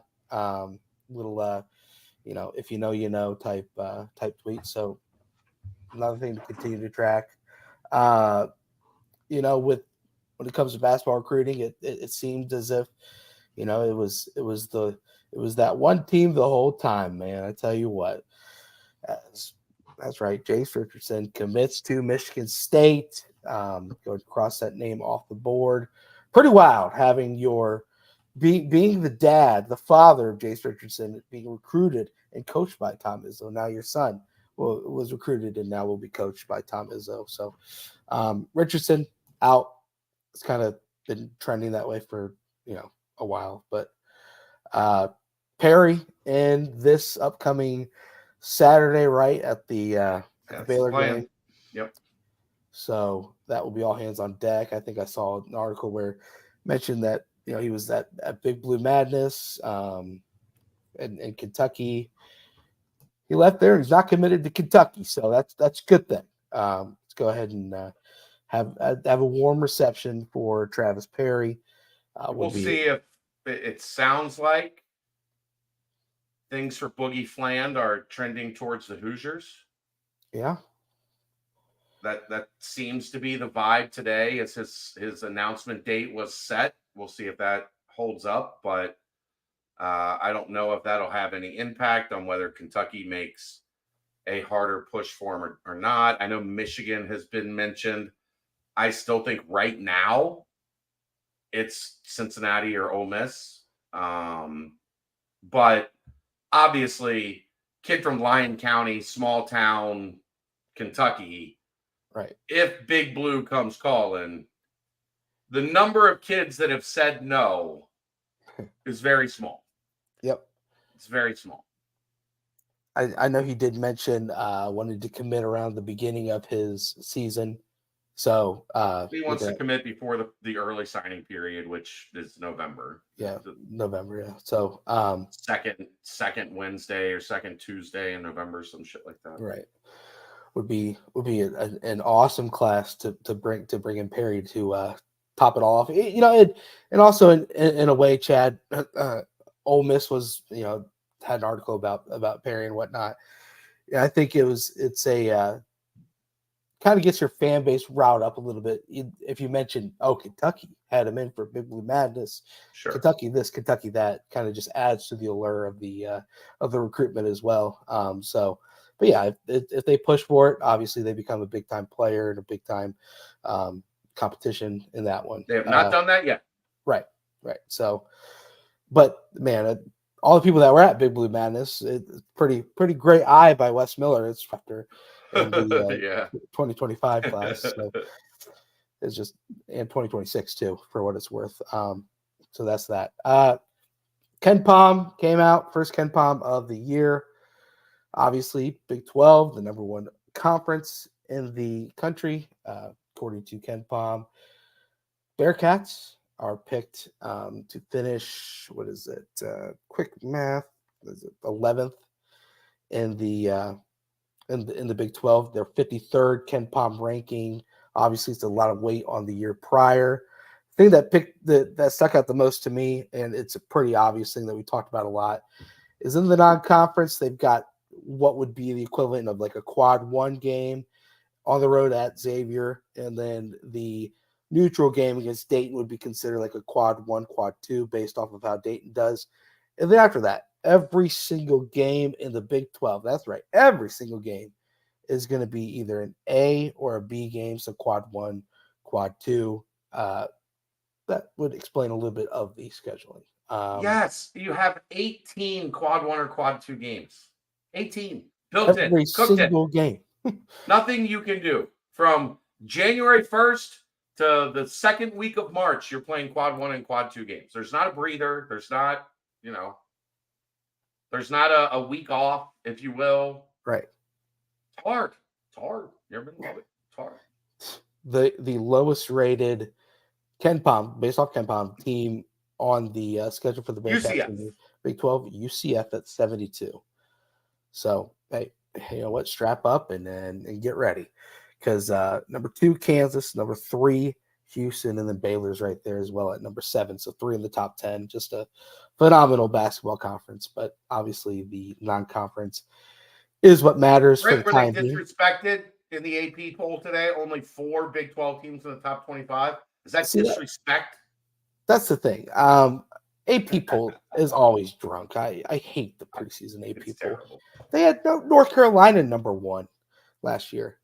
UConn unranked in the AP poll, in the preseason AP poll last year. And look what happened. North Carolina missed the tournament and UConn won it all. So grain of salt, I guess. Yucky. But yeah, the whole non-conference slate is kind of waiting there in the wings, but the whole super secret scrimmages, which are becoming less of a secret every single year. I tell you what, man, hopefully they'll just slowly just put these on pay-per-view, man. I would have paid a pretty penny to watch the game against the Terrapins on Sunday. But from reports, from tweets, from this, that, and the other, 74-70 game. No big men for, obviously Jamil and Aziz did not play in this one. I tell you what, and I hate losing, no matter which way you slice it, but 74-70 without Aziz and Jamil is something that I think you can kind of take a step back and say, okay, that's good to see. Maryland is considered a really good team heading into this year.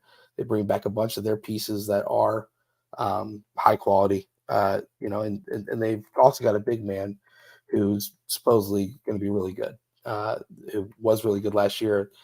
NFL prospect in Julian Reese. So NFL prospect. Wow. NBA, pardon me, an NBA prospect in Julian Reese, and then a big scoring guard in Jameer Young. Chad, you've obviously posted a lot on the board from what you've heard. That's not really too secret, but is supposed to be super secret.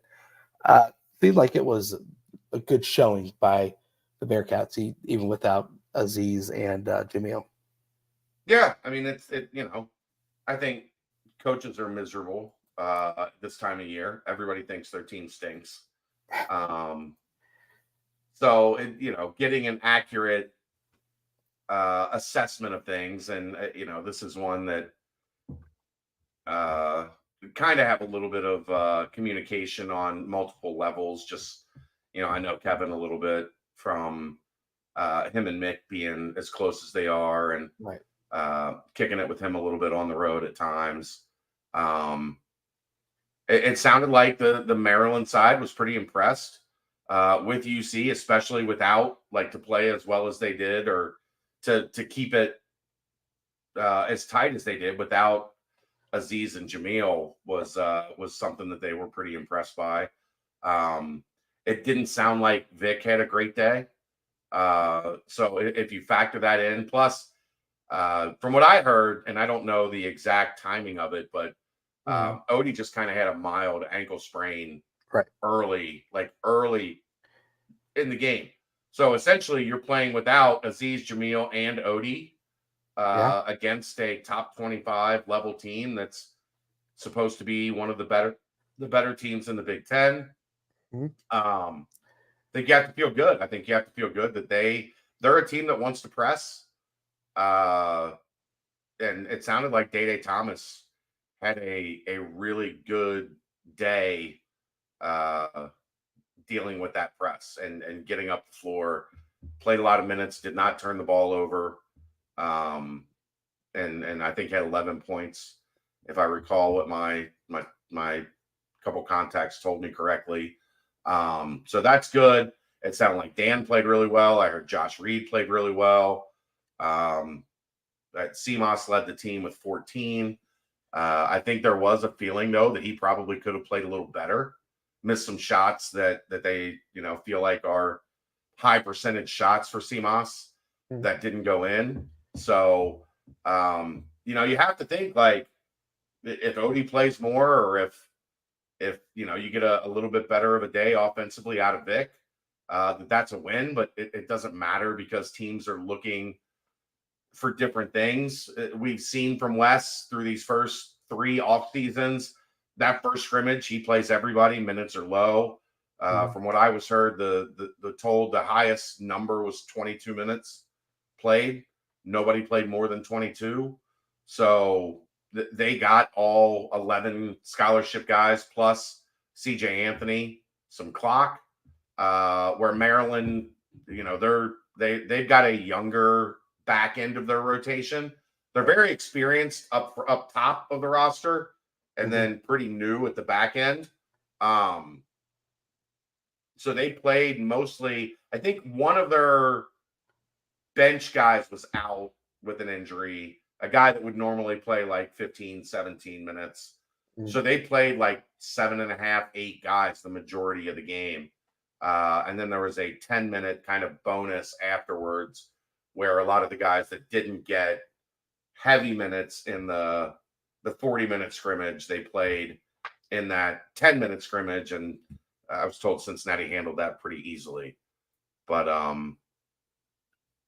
yeah.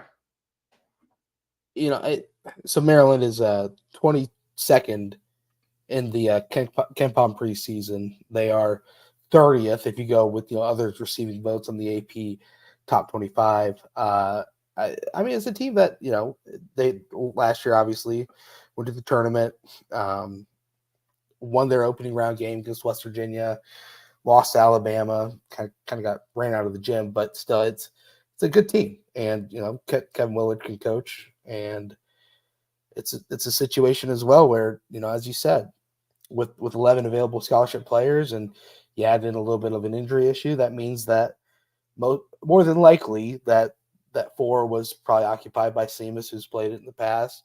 Josh Reed getting a good looks in there. I liked how the leading score was 14. Second leading score was 12. And then you mentioned And then Day with 11. Day with 11. That's spread out. That means the depth that we hear about, even without the two bigs being available in this game, is it's real, and that's what you need. So even through a loss, and yes, it is whatever. It's a scrimmage. Well, I mean, the other thing you have to consider in a scrimmage, there's no scouting report. Yeah. There's no tape. There's no rolling the ball out and just going. Yeah, it's just let's kind of see where our guys are straight up against their guys. Right. Which I mean, Aaron, do you agree? It's got to be more of a positive feel than anything. It's not like we're rolling into this as I saw someone I might have misquoted the score and it said it was 74-40 instead of 74-70, and I think it was 74-40. I think everyone would be like, I probably would have had to sit this podcast out after the happenings of the weekend mixed with that. Sure. So, I think you figured they probably running a small lineup out there, Sage getting some time with whatever went on with some of the bigs. I mean, I think that's nothing but a good thing. And I don't know. I think that instills a lot of confidence when you have a team like that. You didn't play anybody over 22 minutes, and you come, even if you didn't win that game, it doesn't sound, in my opinion, I don't know that you should necessarily be trying to win or lose these things. I think what you need to do is test out different rotations and find out what your guys are made out of when you have a team that is essentially it's a halfway rebuild. I mean, you have seven new guys, I think. With the two waivers, 7 new guys, 6 returning guys. Right. So if you count CJ Anthony, 7 and 7. That's where I'm at with. I'm trying not to be on to basketball season, but I see another game like I saw this past weekend, and it's going to be really hard not to be all the way on to basketball season because that was a tough watch. Yeah, it was. I mean, you don't have to jump all the way in, but 11-6, we're tipping off against Illinois, Chicago, man. Come on. The Flames coming on down. It's enough to get you a little excited. We're 3 weeks away, essentially 3 weeks away. It is closer than the experts think. Yeah, it is, without, and Chad, do you ever think it'll get to the point where these do get like a pay-per-view televised, or do you think this is just too much of a NCAA type, No, it's coaches. Coaches don't really want the tape out there and whatnot. Public. Yeah. They don't, especially now, they don't want any tape out of their new team. Right. It's not like teams are you just roll out the same team. Okay, we lost our starting shooting guard and our backup 4-man, right, and we're rolling out the same team this year. I don't there's hardly anybody in the country that gets to do that anymore. Now it's okay, we have 5 returning guys and here's our 8 new guys. I just don't think they want to they want to give that away. I would love for it to happen, but I just don't see it because I don't think coaches take the NCAA out of it. Yeah. I know every year what it's like trying to get information on these scrimmages.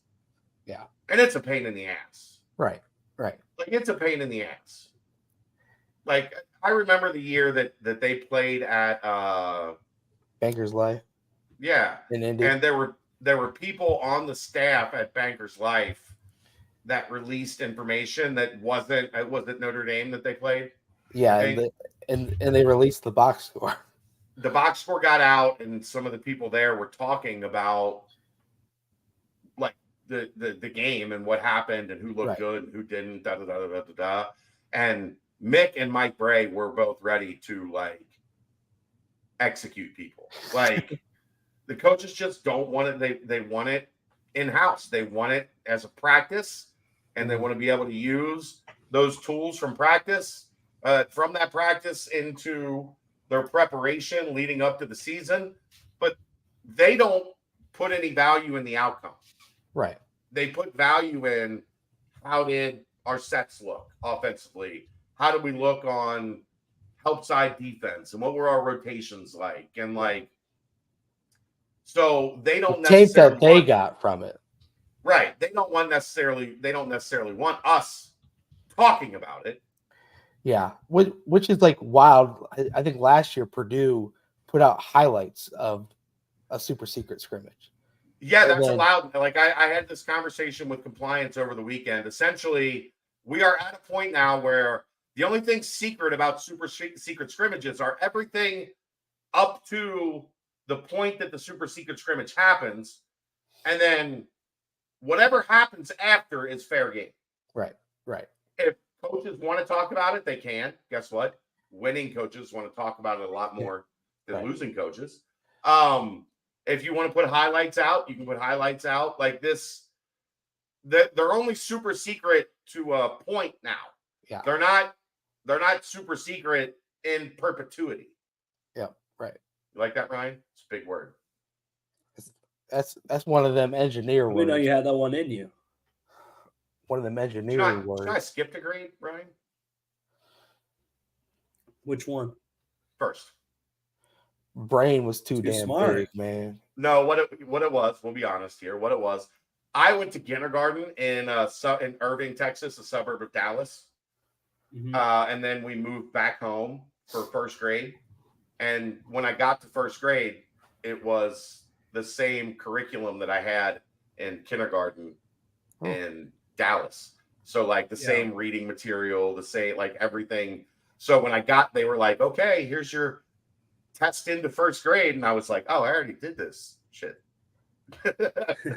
So I did first They're a grade little for like 3 ahead weeks. over in Yeah. Old Irving, Texas, trying to pump out those football players down there. It doesn't speak well of the Kentucky education system in the mid 80s. I'll say that. So Chad, you think we're about like 2 years away from Cincinnati versus Kentucky out on Nippert Stadium? A little super secret scrimmage there. That's pretty cool seeing that at Iowa though. So it was a cool little event, and they broadcasted it. Whatever. She's a star. Like she's a legit superstar. Kayla Clark, kind of star. household name. Yeah. I mean, for women's basketball, she is as household name as it gets. Oh yeah, star. Mainly because she shoots from like 35 feet, like she's Steph Curry, and don't give a fuck. Oh, and then she does the can't see me, but that was to her. That was to her, strength coach, not Haley Van Vliet or whatever that girl's name was. Right. Louisville transferred, but you know what? That's a different combo for a different day. 3 weeks away. There's one more super secret scrimmage that we can't talk about because it's before leading up to it. But it might or might not be against Indiana State. Okay. The old Sycamore is there. Yeah. Might or might not. I mean, it's been out there, so good job. But if you Did read the somebody board, else put it out? Have people put it out? no, it's something. I think I put it out. Yeah, I think you put it. I put it on the board. On the board. I'm wondering if other people have made it public. Oh, made it public. I don't know. I don't know. Now that should be a game that we walk away like, 85 to 61. Very good. But we'll see. And if not, you'll panic. Full out panic. UIC Flames. Jump on the football train. Quick enough. See All what they did to aboard. Baylor? Woo! All aboard the Tuberfield Express. Woo! That's got a nice jingle to it there, Royer. I see what you did, man. First stop. I kind of like Satterville. Yeah. Satterville over Tuberfield. I don't know how I missed it. People doing these combinations on social media. I mean, like it does sound like a Southern guy that goes to Ole Miss, like Satterville, Tuberfield. Like he's just that's its whole name. Yeah, the president of some frat down there. Satterfield, Tuberville. No, Satterville, Tuberfield. You got to mix the two, baby. Yeah. I don't care enough to care. Right. Anything more basketball wise? Obviously, the whole waiver thing is the giant elephant in the room that will continue to be there until whatever news comes out. So I still haven't changed my stance. I think it's going to be like everything else we've seen. There's going to be a denial, and then it's going to go to the appeals process, and we'll see where it goes from there. God love the NC2A. They're consistent. That's how it's worked. Like that's how this thing has worked pretty much this entire cycle. So unless your name is Kansas and you're the Jayhawks and you can do what you want. But yeah, sure. But yeah, so basketball right around the corner. Excitement. Thrilling. Juice. Let's go ahead and time stand. Quick Paper Supply, your local and family-owned restaurant supply company for all your non-food products. They provide mostly disposable restaurant supplies, products like to-go containers, cups, pizza boxes, to-go bags, can liners, napkins, etc. They've been open since 2009. One of the largest minority-owned companies in the city.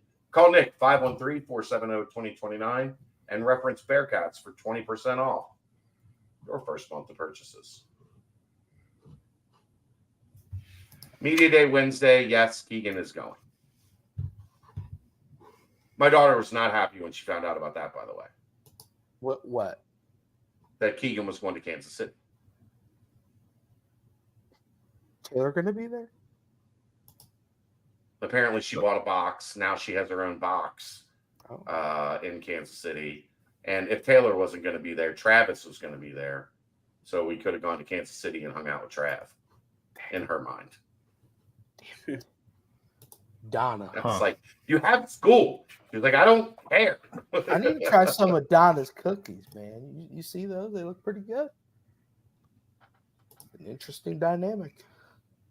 All right, Brent, you got anything else before we move on to the mailbag? No, waiting on you, man.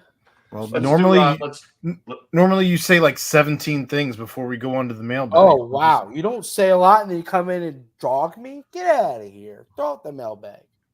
Get out of here. This mailbag brought to you by Homefield Apparel. Homefield is a premium college apparel brand based in Indianapolis. Emphasize their commitment to creating incredibly comfortable, officially licensed apparel with vintage college designs. It's a growing collection of over 150 colleges to choose from, including your favorite team, the Cincinnati Bearcats. Go to homefieldapparel.com, enter BCJ23, and if you're a first-timer, you will get 15% off of your order of my favorite UC gear that I wear. Okay. Especially the hoodies. Love the hoodies. All right. Starting off in the football portion of the mailbag here. After the Bearcats lost, I got out a jug of the peach-flavored Turtles brew to drown my sorrow and then swore off betting on the Bearcats the rest of the year. What did you guys do immediately after your game-related activities? Ryan, what did you do immediately after the game? I didn't make it.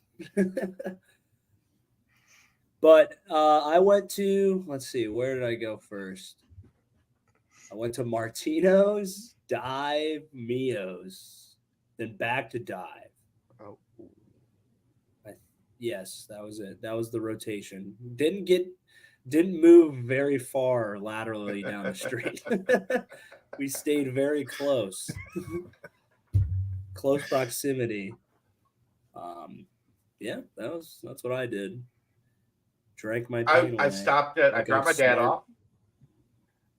Go ahead, Brian. Sorry, didn't mean to cut you off. I just said drank my pain away like a smart person would. Yeah. I dropped my dad off, and then I stopped at Kroger and got some pancetta and came home and made myself some pasta carbonara, fresh. Did the sauce in the pan, the whole 9 yards, Royer. Got some shaved parm, put a little shaved parm on top, a little Italian seasoning. So I had a really good, really solid pasta carbonara for dinner. And then I wrote the bites. Mostly. I like, especially after losses, I like to write the bites and then wait until the next morning to make sure I wasn't emotional.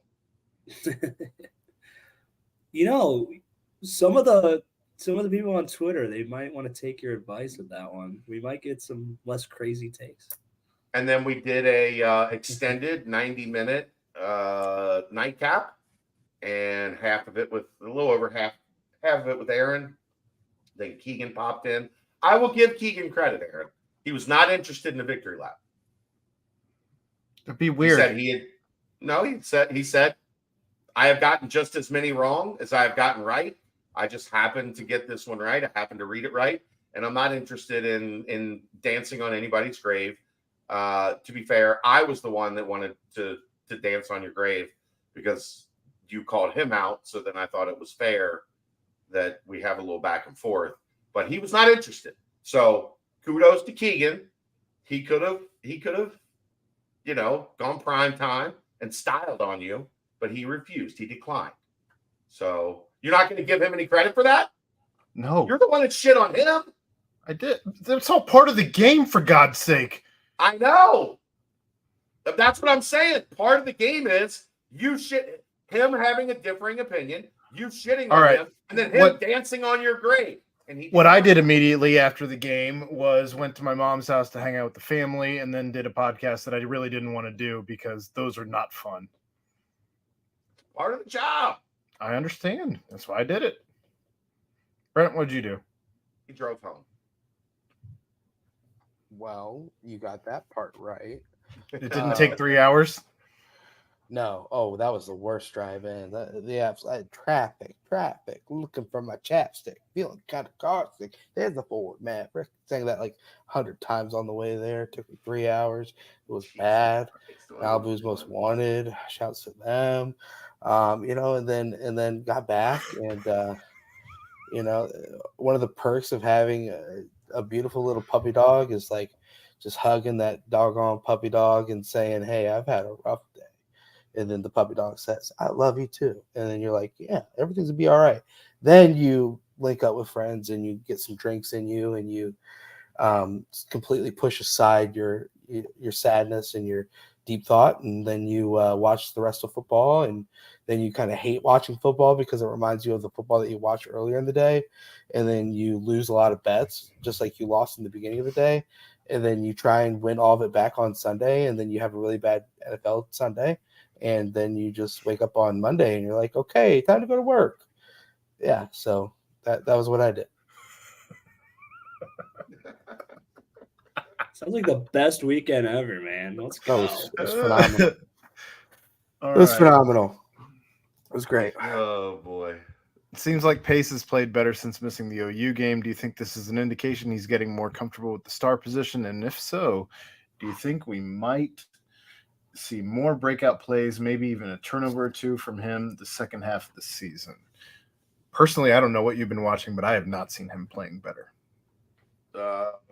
He played pretty well Saturday, but a lot of it was what we told you guys about, that he was being super effective on from that spot, which is plays into the flats, swing passes, tosses, screens. Like, he's been super effective making plays in the backfield on stuff to that strong side, outside, where he can use he's got incredible closing speed. Like, when he recognizes the play and plays downhill, he's really good. I don't think he's been great outside of that, which is, I think, is what Aaron's getting at. Iowa State did quite a bit of that, so it allowed him. He led the team in tackles. Like, it's the coverage though that has been. He's not been good. Yeah, that's what I'm saying. He's been good at what he's good at. He has not been good at the other parts of that role that they're trying to fit him in. Personally, I feel that's fair? I feel like the other Coleraine kid, Dante Corleone. No, the one that filled in for him, Ken Willis. I feel like Ken Willis played better in that spot than Pace did, but it's a coverage spot. I agree. Ken Willis is the corner, so yeah, that's fair. Question for Royer: what do you think of the laid-back head coaching philosophy? Can that win here? We hear about how practices are shorter, which I imagine means less reps and looks for players during practice. That then leads to the ill preparedness we witnessed on Saturday. I've heard mistakes aren't corrected and intensity is flat relative to recent years during practice as well. One small example is Braden Smith after the Pitt game said the trick play they ran was rep twice in practice and they completed it neither time, and then it was called during the game and was completed. I don't think the last part of that is a fair judgment of anything, but I mean, I'm kind of biased because I was kind of more on that intense, aggressive edge of. That's kind of how I've been brought up in football, so I just resonated really well with Coach Fickle's style, and it seemed like a lot of it resonated well with a lot of our my teammates, and I think you got a lot of those guys still around, and they kind of want that, and I don't think Satterfield is like that. So I think it's kind of just driving this divide in the team that is really affecting kind of like how they respond in tough situations, because there's like two directions that or like two different voices that are coming out when shit starts hitting the fan. And I don't think that means that like Satterfield's laid back style is bad, but I think you do need, whether it's people on staff or your players, someone's got to kind of have that intense. Somebody's got to be an asshole. Yeah, you need that. That's football, man. It's a violent, aggressive game, and it makes it easier when your head coach is the asshole, because your players, if he does it right, his players will respect him, and there'll be good kind of leaders that kind of liaison between him and the non-asshole loving players. That kind of sounds weird. Pause on that one. But Big Boss. I just yeah. said it again in my head. Oh yeah, Big Boss. Let's stick to eating Like cake that, after a long night out. Yeah. But if that makes sense, it's I think the biggest problem right now is kind of like that divide I was talking about with like the difference in styles. I think it's kind of rifting, and I think that rift is kind of it's really impeding the progress of getting out of this rut, and we're going backwards. We're not fixing things. I think that's kind of, and yeah, I don't, if you want to be blunt, I don't really, it's not my favorite type of style. It's hard for me to get used to, but I think there's, I don't know. We'll have to see. I love what Nico does. I think that's going to be a big help to keeping things non-laid back this off season. So that's the other thing. That's something we can hang our hat on. Brady was with Fick at Ohio State, so they had that connection. They had that camaraderie, and kind of probably had the same path heading into, what they wanted to accomplish. Nico and Sat are new to each other, and so that whole connection with strength coach and head coach. I mean, Nico's the absolute man, as we've seen. So it's just more and more just you peel back the layers and you see there's a lot of different steps that go into everyone kind of connecting together and being able to mesh and flow and win football games. So I agree. And maybe this is just the growing pains that we have to go through. But I don't know. I guess my hope was that I feel the elite find ways to get through shit like this. And that doesn't mean we go 12-0. It's not what it means. But I am concerned with how things aren't getting corrected and we're going backwards. Mm-hmm. We're losing 4 games in a row. We're not having a bounce back game, and we're losing worse and worse. We're making more mistakes. We're playing worse in general across the board. And that's especially Saturday. Yeah, that's when my panic button starts getting pressed. Right. Because it's like, if Satterfield, I feel the first thought that comes to my mind is this ship isn't like getting immediately corrected. And that's what I feel like that's a good sign of Satterfield's grip on how to ride through adversity, because that's what you got to do as a head coach. And yeah, he might have one of the hardest hands to play right now, but I was just expecting more than what I'm getting. We have seen enough from this group to know that they are capable of being in position to win games.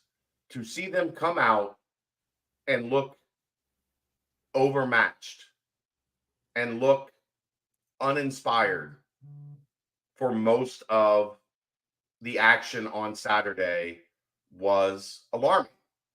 Yeah. Because that was not what we saw. Yeah. Even Miami, where they dominated that game and lost, but we've gone over that a million times. Oklahoma was better, but they kept it close. BYU was about equal, I thought, even though BYU got the shit kicked out of them by TCU, which was a little bit alarming on Saturday. But they weren't uncompetitive in any of those games. They were competitive. They just didn't do winning things to win. So there was an answer in that 3-game losing streak. There was an answer to fix a little bit here, fix a little bit there, and you're winning. What happened Saturday was deflating. It was alarming. It was not indicative of what we had seen through this team through the first 5 games. And that's what we're here for, is to discuss the ebbs and flows of a season. We go back to 17. You guys were not competitive in 17. Oh, we were terrible. I literally was just about to bring this up. Like, this team is way better than our 17 team. Right. Yes. Like, there was a game that they just threw in the towel. USF, it was like, no mas. Just, we're going to get on the plane and we're going to get the fuck out of here. That's what happened in that USF game. It was that bad. And UCF, too. UCF was equally as bad. Yeah. UCF, they quit after 3 quarters. They wanted to stop the game. Like, Bone was like, please just forfeit. And Fickle was like, right. No fucking way. They did stop. It was the USF game that got canceled. No, it was UCF. Right. It was UCF at home. Yeah, it was. The rain out, where they just scored like 21 points, just unbelievably fast. I remember because I bet on Cincinnati in that game, and I said there's still 1 quarter left. Did your bet get voided? I took them live. Yeah, they voided it. I took them live. Let's go. I was like, what happened to the game? And that was one of my most embarrassing moments of like. I thought the USF game was more embarrassing though. Like that. At least UCF was great. I know, but it was literally the first time like people with control on within a program were like this needs to stop. Like we don't want. They threw in the towel. You guys are so bad that we need to keep you from playing. It was Apollo Creed against Ivan Drago. The worst thing about the USF game is that it came the week after the UCF game, so it was like I guess maybe that's my brain. It was just a spiral of suck. Those daggone Knights of Gold had 53 points through 3 quarters. Yeah, Chad, I think where you're trying to go is that you're saying that like we have a better team this year. And we should be winning, and we're regressing more. We should be able to see a like you're supposed to get better through the season. You're not supposed to slide. And Iowa State, we saw a slide. We saw a significant slide from BYU, and with a bye in the middle, that is alarming because you're supposed to go into a bye and build momentum into the second half of your season, and that's not what we saw. We saw a team that largely was not competitive with an average Iowa State team. Now, as young as that Iowa State team is, they're going to be a fucking problem for a couple years now as they gain some experience because they're like they hit the reset button and it's working for them. So I know that's like I know fans look at that and they go, well, then we should try that too. I don't know that we're at that point yet. Yeah. And the thing that like my thought is my opinion is I don't think a laid back coach fits well in this shitstorm that we're in right now. Like a regressive scenario where they're losing games or they should have won. And that's why like we were so bad in 2017, but like Fickle just kind of his style like matched kind of where we needed to go, and he was going to be able to kind of drag us there.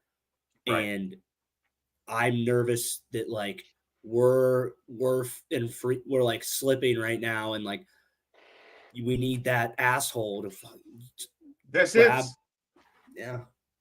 This is a critical game. Baylor, we'll get into this as the week progresses. This is a critical game for Scott Satterfield to earn some goodwill, to get some trust back, to stop the bleeding, because a lot of people are ready to jump. And if you lose Baylor and now you're playing at what has become a hot Oklahoma State team, Stillwater, yeah, like Lord help us. You like what we talked about last week. You have to go 2-1 in this stretch. That it's still possible. It's unlikely, but it's still possible. What you can't do is go 0-3 in your most winnable stretch of Big 12 games. Can't, because you three might be doing this show alone in a couple weeks. If they lose both of these games, it might be Brent, Royer, Aaron, and Kelsey doing this show. Could be a nice twist. Aaron would love that. Because you got murdered. Maybe.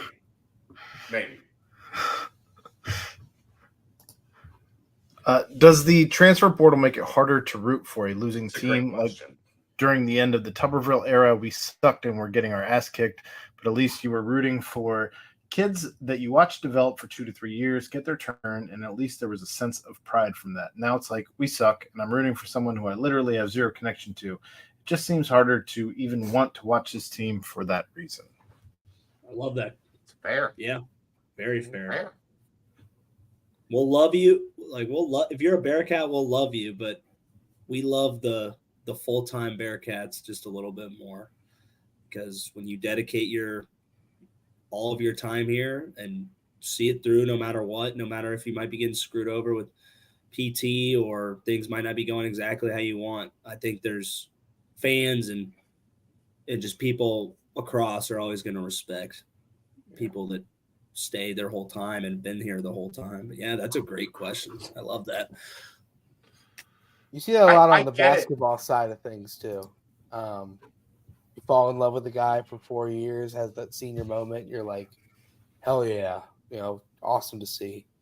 But in football, man, it's very true, especially at the key positions, And well, you want to see a guy go from backup to contributor to starter to star. Like that's the natural progression, right? That most guys take. A guy Alex Scott, it's different, but like even Dez went from starter to embattled starter, right, where everybody had questions, to star, and then All-American type, NFL draft type. Now he's probably not going to be a starter in the NFL for long if he doesn't get his shit together, but that's what fans, especially fans of a program like this, which is a developmental program, they want that progression. And now fans aren't connected to Emory Jones. They're not connected to Xavier Henderson. They're not connected to D. Wiggins. They're not connected to Dan Greshik or Debo, or Jordan Young. Like there's a bunch of guys on this roster that when their number is called, when their name is said, even halfway through the season, fans are still like, who? Oh shit, I forgot about that guy. Like the casual, the people that aren't watching this content. The people Unless they've had a whole bunch of mistakes, then they're like, "Oh, I know that guy." Right. Unless there's somebody everybody on Twix is talking about. Hey, the fan base is gonna be blown away when Donovan Ollie goes out and gets 6 catches for 85 yards on Saturday. Like, whoa, what the hell is this guy? So yeah, like I get it, man. I get why fans, this is hard for them. Because and guess what? Most of these guys, here's the hard part, fellas. A bunch of these guys aren't going to be even around next year. Like they're gone. Yeah. That's the scary thing. It's just a shooting, like a fleeting memory where in 4 years, most people aren't even going to be able to name 5% of this roster. It's probably fair. Can ask fans to name the starting 5 for the basketball team. If they don't win many more games, though, we're all going to want to forget this roster anyway. Right, but they're gonna either way. Right, wrong, or indifferent, they're gonna either way, Aaron, because they're just here for a year. It's just passing. It's fleeting. It's not. There's not that connection to being a Bearcat, to like representing the red and black. They didn't show up in uniform videos. They didn't show up on promo material. They didn't get I miss Wired Wednesday, because I think that was like a thing that let people get like, I think something like a Wired Wednesday for a transfer heavy team like this, you have to do that. Yeah. You have to. I agree. But yeah, I mean, I get, and I know Bearcat CB has been a diehard. He's been with us for a long time. So I'm not calling him a casual fan when I'm saying this.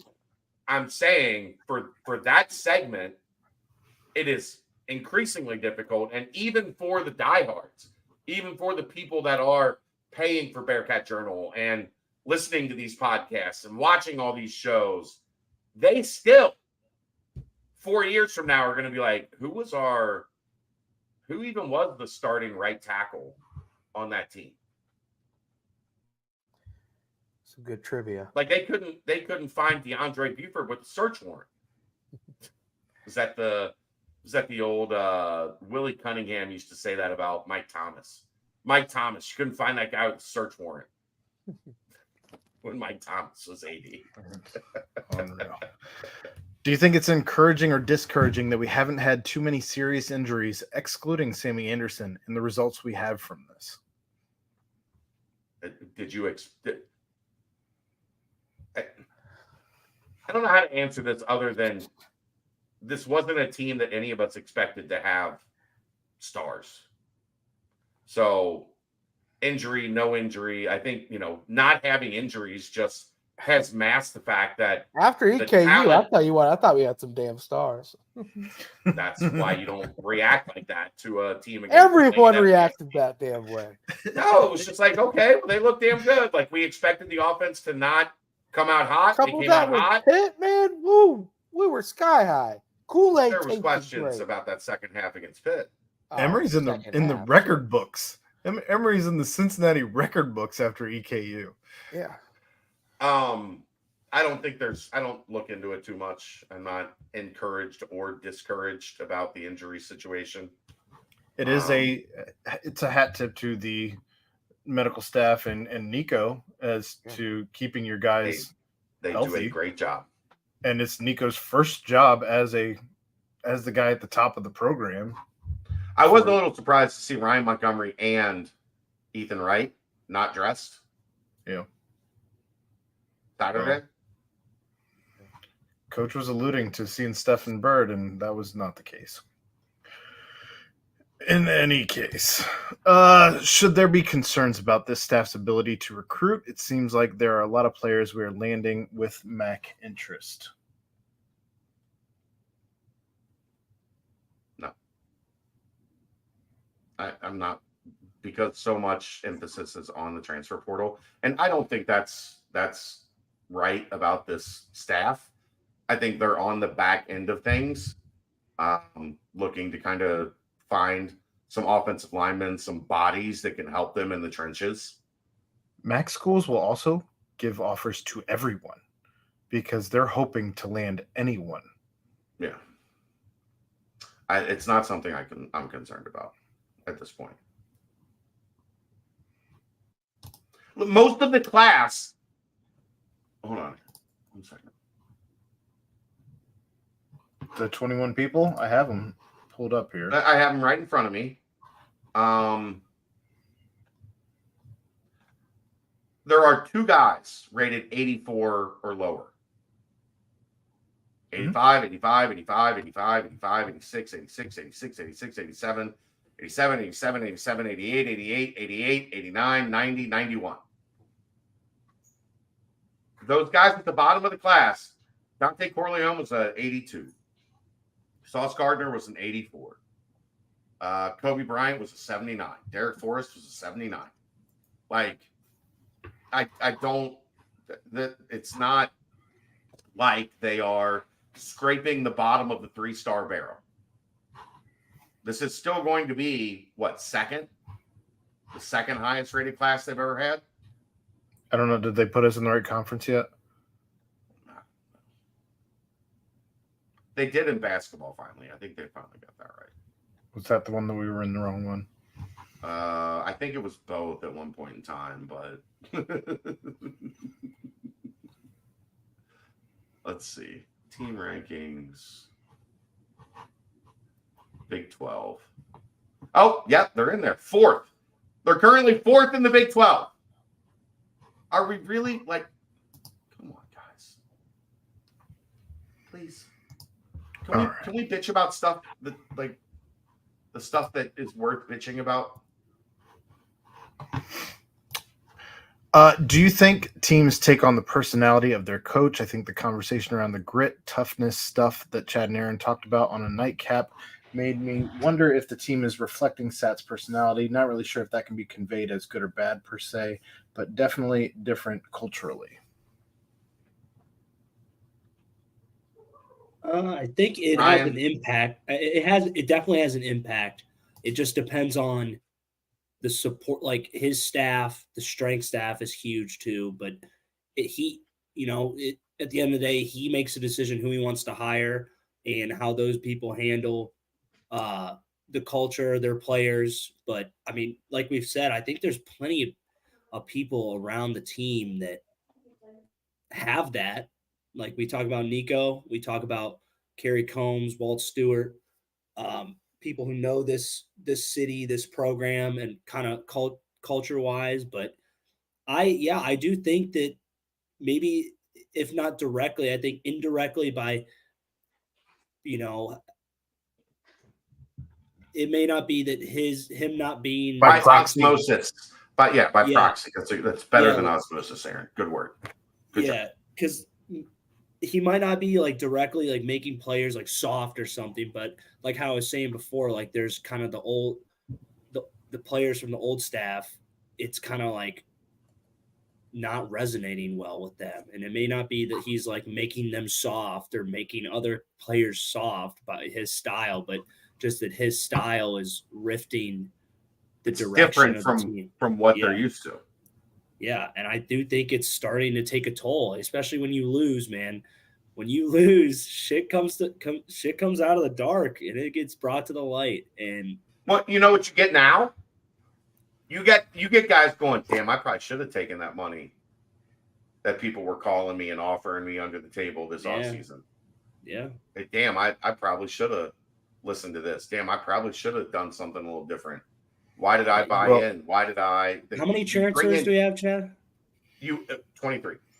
What you do when you're in one of these, Ryan, is you enter in doubt. And you saw it. I know you saw it. Yeah. During 17. You enter in doubt. Like guys like Kobe and Defoe and Mike and Dez and whatever, those guys don't think that way because they're new and they're young and dumb and whatever the case may be. But the guys that have been around for a while, like, I don't want to. How challenging, and this is no disrespect to the name I'm about to bring up, but I know the name I'm about to bring up hated losing. Hated losing. How difficult was Brian Wright in 2017? I didn't You know what I interact mean? with him a ton, because he was on the D line then. Remember, he was still He hadn't gone to linebacker yet. Oh yeah, But that guy fucking hated losing. He hated losing way more than he loved winning. And that's a compliment to be right. Yeah, that's great. I love guys like that. But he was furious that year. I talked to him all the time. Like, we had a connection because he was a basketball guy that played for an AAU program that I knew well. I had a great connection with B. Wright. And he was ready to fly off the handle that year because he wanted to win. And that team wasn't competitive. He was furious. And there's then guys like that got guess what? He was a lot better. He's won 11 games. It's a lot easier to deal with. Yeah. And But go ahead, Aaron. Go ahead. I was just going to ask, like, before we move off football, this is the last football question that we have in the mailbag. I was just kind of curious what your thoughts were on even like the texts or the tweets that came out from like Sammy, and like, how would you have addressed that as a teammate, seeing somebody tweet out about Sammy said something about his injury and I need to be freed or something along that line. But just kind of curious how you would have reacted, because Emery was asked in the press conference and had to answer it, and people were a little upset with the way he answered it. So just kind of curious. What did he say? Do you remember verbatim, Brent? No, I don't remember verbatim. It was just something along, because he's injured. He essentially said that the training staff was not allowing him to be on the field. And he wanted to be? Mm-hmm. Okay. So he was blaming, he was saying that they were holding him back, that he felt he was healthy enough to be out there, and he's not being out there because the training staff is not allowing him to be out there. Yeah. I mean, this isn't fair really to throw Ryan on the bus on this because he doesn't know the situation. Yeah, I didn't. Well, I didn't know if he had seen it. Again, like we talked about Saturday, if he was healthy and he was ready to go, the training staff would play him. Well, he was their best corner coming out of camp, but that's not the part he wants to play. The part that I was curious is how you would respond as a teammate to something like that. But I got all the respect in the world for Aaron and that staff. I mean, they're excellent, and it'd probably be something you go talk to them and say, "Are you doing all right? Like, how are you feeling? Like, I know you're going through a lot of shit right now because, when you're an athlete, when you're someone who plays a lot of snaps and is a really high elite level athlete, like playing in games like matters a lot. Like it's like the whole reason like that you do all that work all off season. And so and now you mix losing into this. So he's probably thinking, well, I mean, we're not doing well. I want to help the team out, but I'm here being told I can't play. I think I can. And he's pissed off that we're losing. Everyone's pissed off. And so sometimes people just say shit that tweet out shit that they don't mean. So I mean, I would just check in on him, see how he's doing, and probably tell him, hey, we probably shouldn't be throwing our people under the bus. You should probably go apologize and clarify things with training staff just to get because you don't want to be isolated. Get everybody on the same page, essentially. Yeah. But make sure your guys are right. You get being frustrated. The guy he got to play in the first game. Like Sammy is a guy that was out of position last year. I thought he should have been an outside corner last year. I didn't think he was a nickel, a slot guy. He was finally getting that chance. He showed in camp that he was their best coverage guy. And then he gets to play one game, and now we're halfway through the season, and he hasn't been able to get cleared. It is Aaron and the medical staff job to care about his safety more than his desire to play football. Yeah. And it is a like player's emotion that I am on the cusp of accomplishing my life's goal, mission, whatever you want to say. I have worked forever for this. I am now going to be the number one starting corner on a Power 5 program that has put corners in the NFL. I'm this close to accomplishing my dreams. And injury has hindered that. I want a guy that's pissed off about that. Yeah. I want a guy that's ready to fight for that. I do think that you probably should stay off Twitter with your I think it's knee-jerk reactions.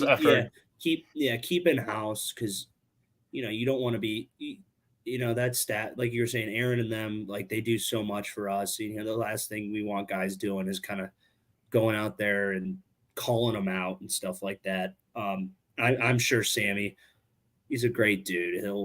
I hope he apologizes to Aaron and them, because I know what you mean. You want that fire, but you could try to keep it inside. Don't put it out there. And that's kind of what I would say to him. Like, hey man, you doing all right? We want you out there. I know you want to be out there. I'm here for you, brother, whatever you need, but probably shouldn't be doing stuff like that. And you should probably, go apologize to the staff. But the fire is there, Chad. And it's good to know that there's guys out there that are. He wants to play. He's not kind of wish the whole team was like that on Saturday. Right. I'm not going to be mad about Sammy, craving. I wasn't trying to paint that picture. No. Aaron, I'm just talking through it. I don't hold that against him. I think it was what happened in the press conference was completely fucking unfair. Because the tweet happened right at the end of the game, and then somebody started asking Sat and Emery about the tweet, and they had team morale questions. Yeah, they had no inkling that this was even a thing. Why were they going the team morale route? Because somebody's disgruntled. Sammy was disgruntled. He's mad. You're misrepresenting why he's mad. Yeah. He's mad because he wants to help the team win. Yeah. He's mad because he's got some fight. I can't be pissed off at a guy that is reacting how I wanted the entire fucking team to react when they came out on the field on Saturday. I'm right there with you. I am. Sorry, I didn't mean to get. That's just. I didn't mean to get this all crazy. No. I think that's the gist. I just wanted. I'll always go for it. I'm sorry if I caught you off guard, Ryan. It was just trying to get a player's perspective on how you would react to things like that happening in the locker room. It's not very often that you get to ask a player about a situation that's kind of happening in real time. Yeah. But Sammy wasn't reacting about dismay or sat or how the team's coached. Right. He's reacting to, I want to fucking play football. Right. Yeah. Amen. I have respect for that, even though I think I have respect for that, even though I think he went about it the wrong way, because Aaron and crew are incredible at what they do. Yeah, and they love this university and this football team just as much as the players do, just as much as anyone. So they would never be holding the guy back, because they want us to win just as much as we do, man. They dedicate more time than we do. So let that be known. All right. Let it be written. Let it be known. That ends the football portion of the mailbag. Woo! the basketball portion of the mailbag. There's only 2 questions left here in the entire mailbag. One question here in the basketball portion. How do you feel about a couple that were added? Double check. I did, and it's not anything I really need This is to add. not a basketball question. Just football. Oh, it was in the basketball. You Nope, don't there it even is. read. There it is. Sorry. Don't mind me. This is what happens when I skip questions. Will we ever get to a point we can have nice things, tip-off event, without there being a cost crunch? As a fan, it's very hard to know where the money goes, and frustrating conference change doesn't change the same budget refrain this program has struggled with for decades. Anthony. AC Mazzara, his name's Anthony. He's a guy I've known for a long time. Just because they're in the Big 12 now doesn't mean they're already getting All Big the 12 money. Right. Like, and if it comes down to it, like, I had this is essentially over like having a Midnight Madness, like a real, like when you watch, like, you know, what Indiana does with Big Hoosier Blue. Hysteria, and what Kentucky does with Big Blue Madness, what Carolina. What- If Wes what is we- going to do what we used to do, Right. if Wes is going to do a Midnight Madness, it's going to be a big event. There's going to be a nationally acclaimed artist. There's going to be, you know, tens and possibly hundreds of thousands of dollars in lighting and music and all of those things. You see, it's not getting Big 12 money, like full Big 12 money yet. They are not at a point where they have paid down all the debt that they incurred, acting like a Power 5 team on a G5 budget. When they were balling on a budget for a decade. Like, you don't just snap your fingers and everything is fixed because you're in, you know, month 3 of being in the Big 12. And some of that comes down to a lot of those places, when they have those events, they go to a booster and say, hey, we need you to write a check for XO amount of dollars. And the booster says, great. Well, guess what the basketball program wants XO dollars to go to right now? NIL. And it's, would you rather go into the spring with XO dollars in your NIL budget, or to have a Midnight Madness event? And guess which one the head coach is going to pick? So until we get to a point where, what's the generational wealth is the term, I think, where there is generational wealth in the athletic department, and you can just drop $250,000, $300,000 in the bucket for one night, then you're going to say we have to raise $300,000 for A, Midnight Madness, or B, that $300,000 can go to the NIL fund from outside sources. And guess what the coach is going to pick? It's not a hard decision. So will we ever get to a point where we can have nice things? Yes, when we have generational wealth. And we do not have generational wealth. We were just now born into wealth. We just got born on second. And we're not old enough to think we hit a double yet. It's not as if they haven't been spending money in the basketball program. They just updated locker rooms, and those are not cheap to update. That is something where we need to raise money for this, and it's worth, because there's a long-term gain out of changing the locker room situation. Midnight Madness is a 4-hour event. Like, do you want to spend $250,000 on a player in the portal, or do you want to have a fun 4 hours for the fans that nobody's going to remember once the season starts?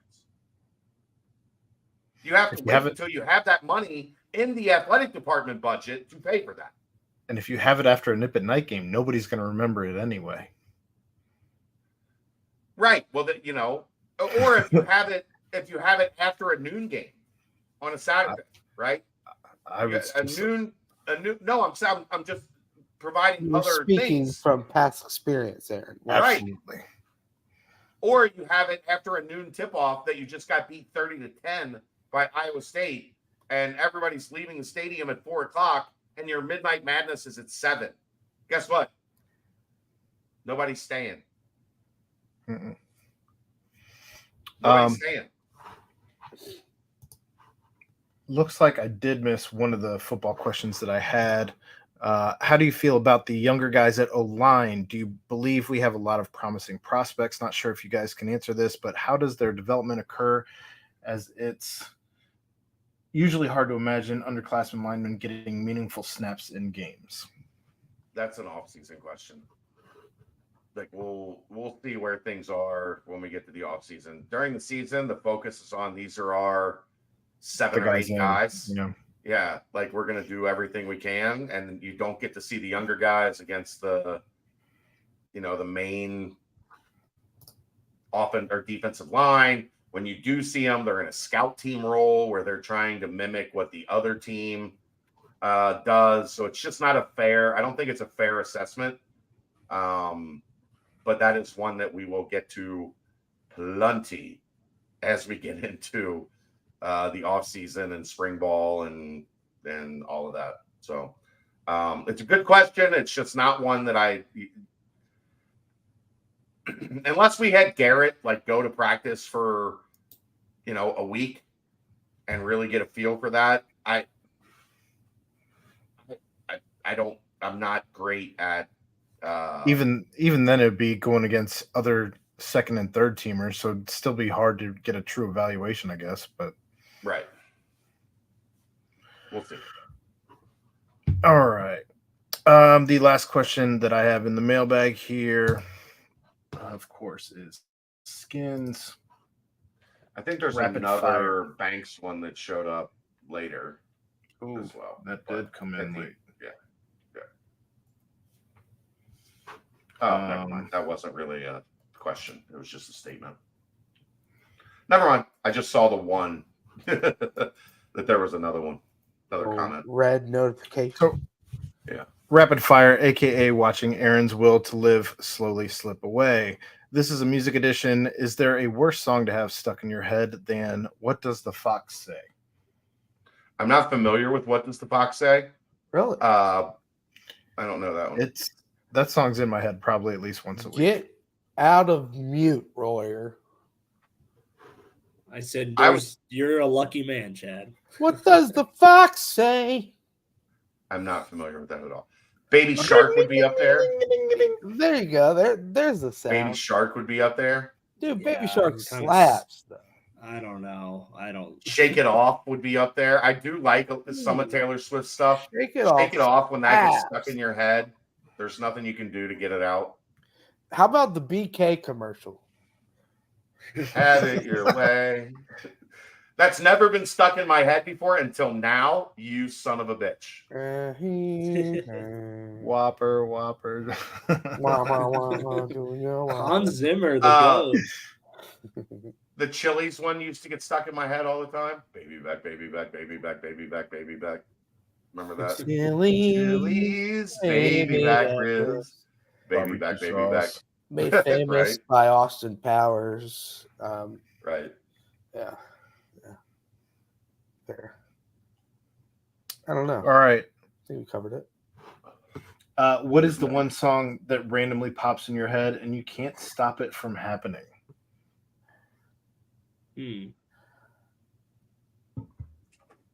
Mine right now is just awful. It's my song, and once it does, then I just cry, and there's nothing I can do about it. So never gonna give you up, never gonna let you down. Rick Roll just casually pops in your head all the time. And you guys got a little glimpse of Aaron's grade A voice. Oh no! Yeah, I'm holding so much back right now. That was good, man. That was so good. Aaron being like a closeted singer is the funniest thing I've ever heard. Not even closeted. I'll tell everyone. Give me a karaoke mic. I'm in. Talent has been sitting in the closet. We got to go to karaoke night somewhere. What's your number one? What's your go-to karaoke song? How's it gonna be? No way, really? By Yep. Third Eye Blind. Yep. I love that song. I Do you just just never heard do you anyone just say find that. someone in the crowd and like this is for you or No, what? Okay, that's weird. Why would I make How's it weird? Gonna be? I don't know. Roy, How's it gonna be? We lost When it. you don't know it Anybody. at all. Unbelievable. Roy, what's your go-to karaoke song? We've had this discussion. We used to go to tavern karaoke every Thursday. What I'm trying to remember what we would sing. Kill all- Bohemian Rhapsody. We all know it. Oh, we used to do this one. It was it's a mashup between New York and New York State of Mind. So you sing the Frank Sinatra, and then it like goes straight into it goes straight into Jay-Z. We liked that one. Yeah. Okay. Oh no! Yes, God, how did I forget? Freed, My Sacrifice. We would go off Oh on that. my god! Wow. I like yes, it. I like it. Yes, like That's good. Creed all the way. From dreaming on to another. Oh God, how could I forget that? Time and time again. I'm Wow. a Pearl Jam guy. I've got a very good Eddie Vedder, like that grovelly, low. Can't understand a word you say. Yeah, but not like you know the words. It's karaoke. They're right in front of your face. So All you have to put up is letters of the alphabet. I have recognized haunting. Black is probably my favorite karaoke song, my go-to, which I think is Pearl Jam's best song, by the way. Yellow You guys aren't Ledbetter's familiar with pretty Black? good. Yellow Ledbetter's pretty good. Yeah, but Yellow Ledbetter is literally just. Just And it's saying. really disturbing if you know what that song is about. It's about a mom raping her stepson. Well, I wouldn't know that because I can't understand what he's saying. And if you've gotten this far in the pod, you have now found out. You're welcome. Is there anything left? Is that all? He said, for me, I've had Barbie Girl stuck in my head since 1998. Best song for an anniversary: Cupid's Chokehold She's a or Gold. Barbie girl in a Barbie world. That's a Quick fun fact about that song. Sorry.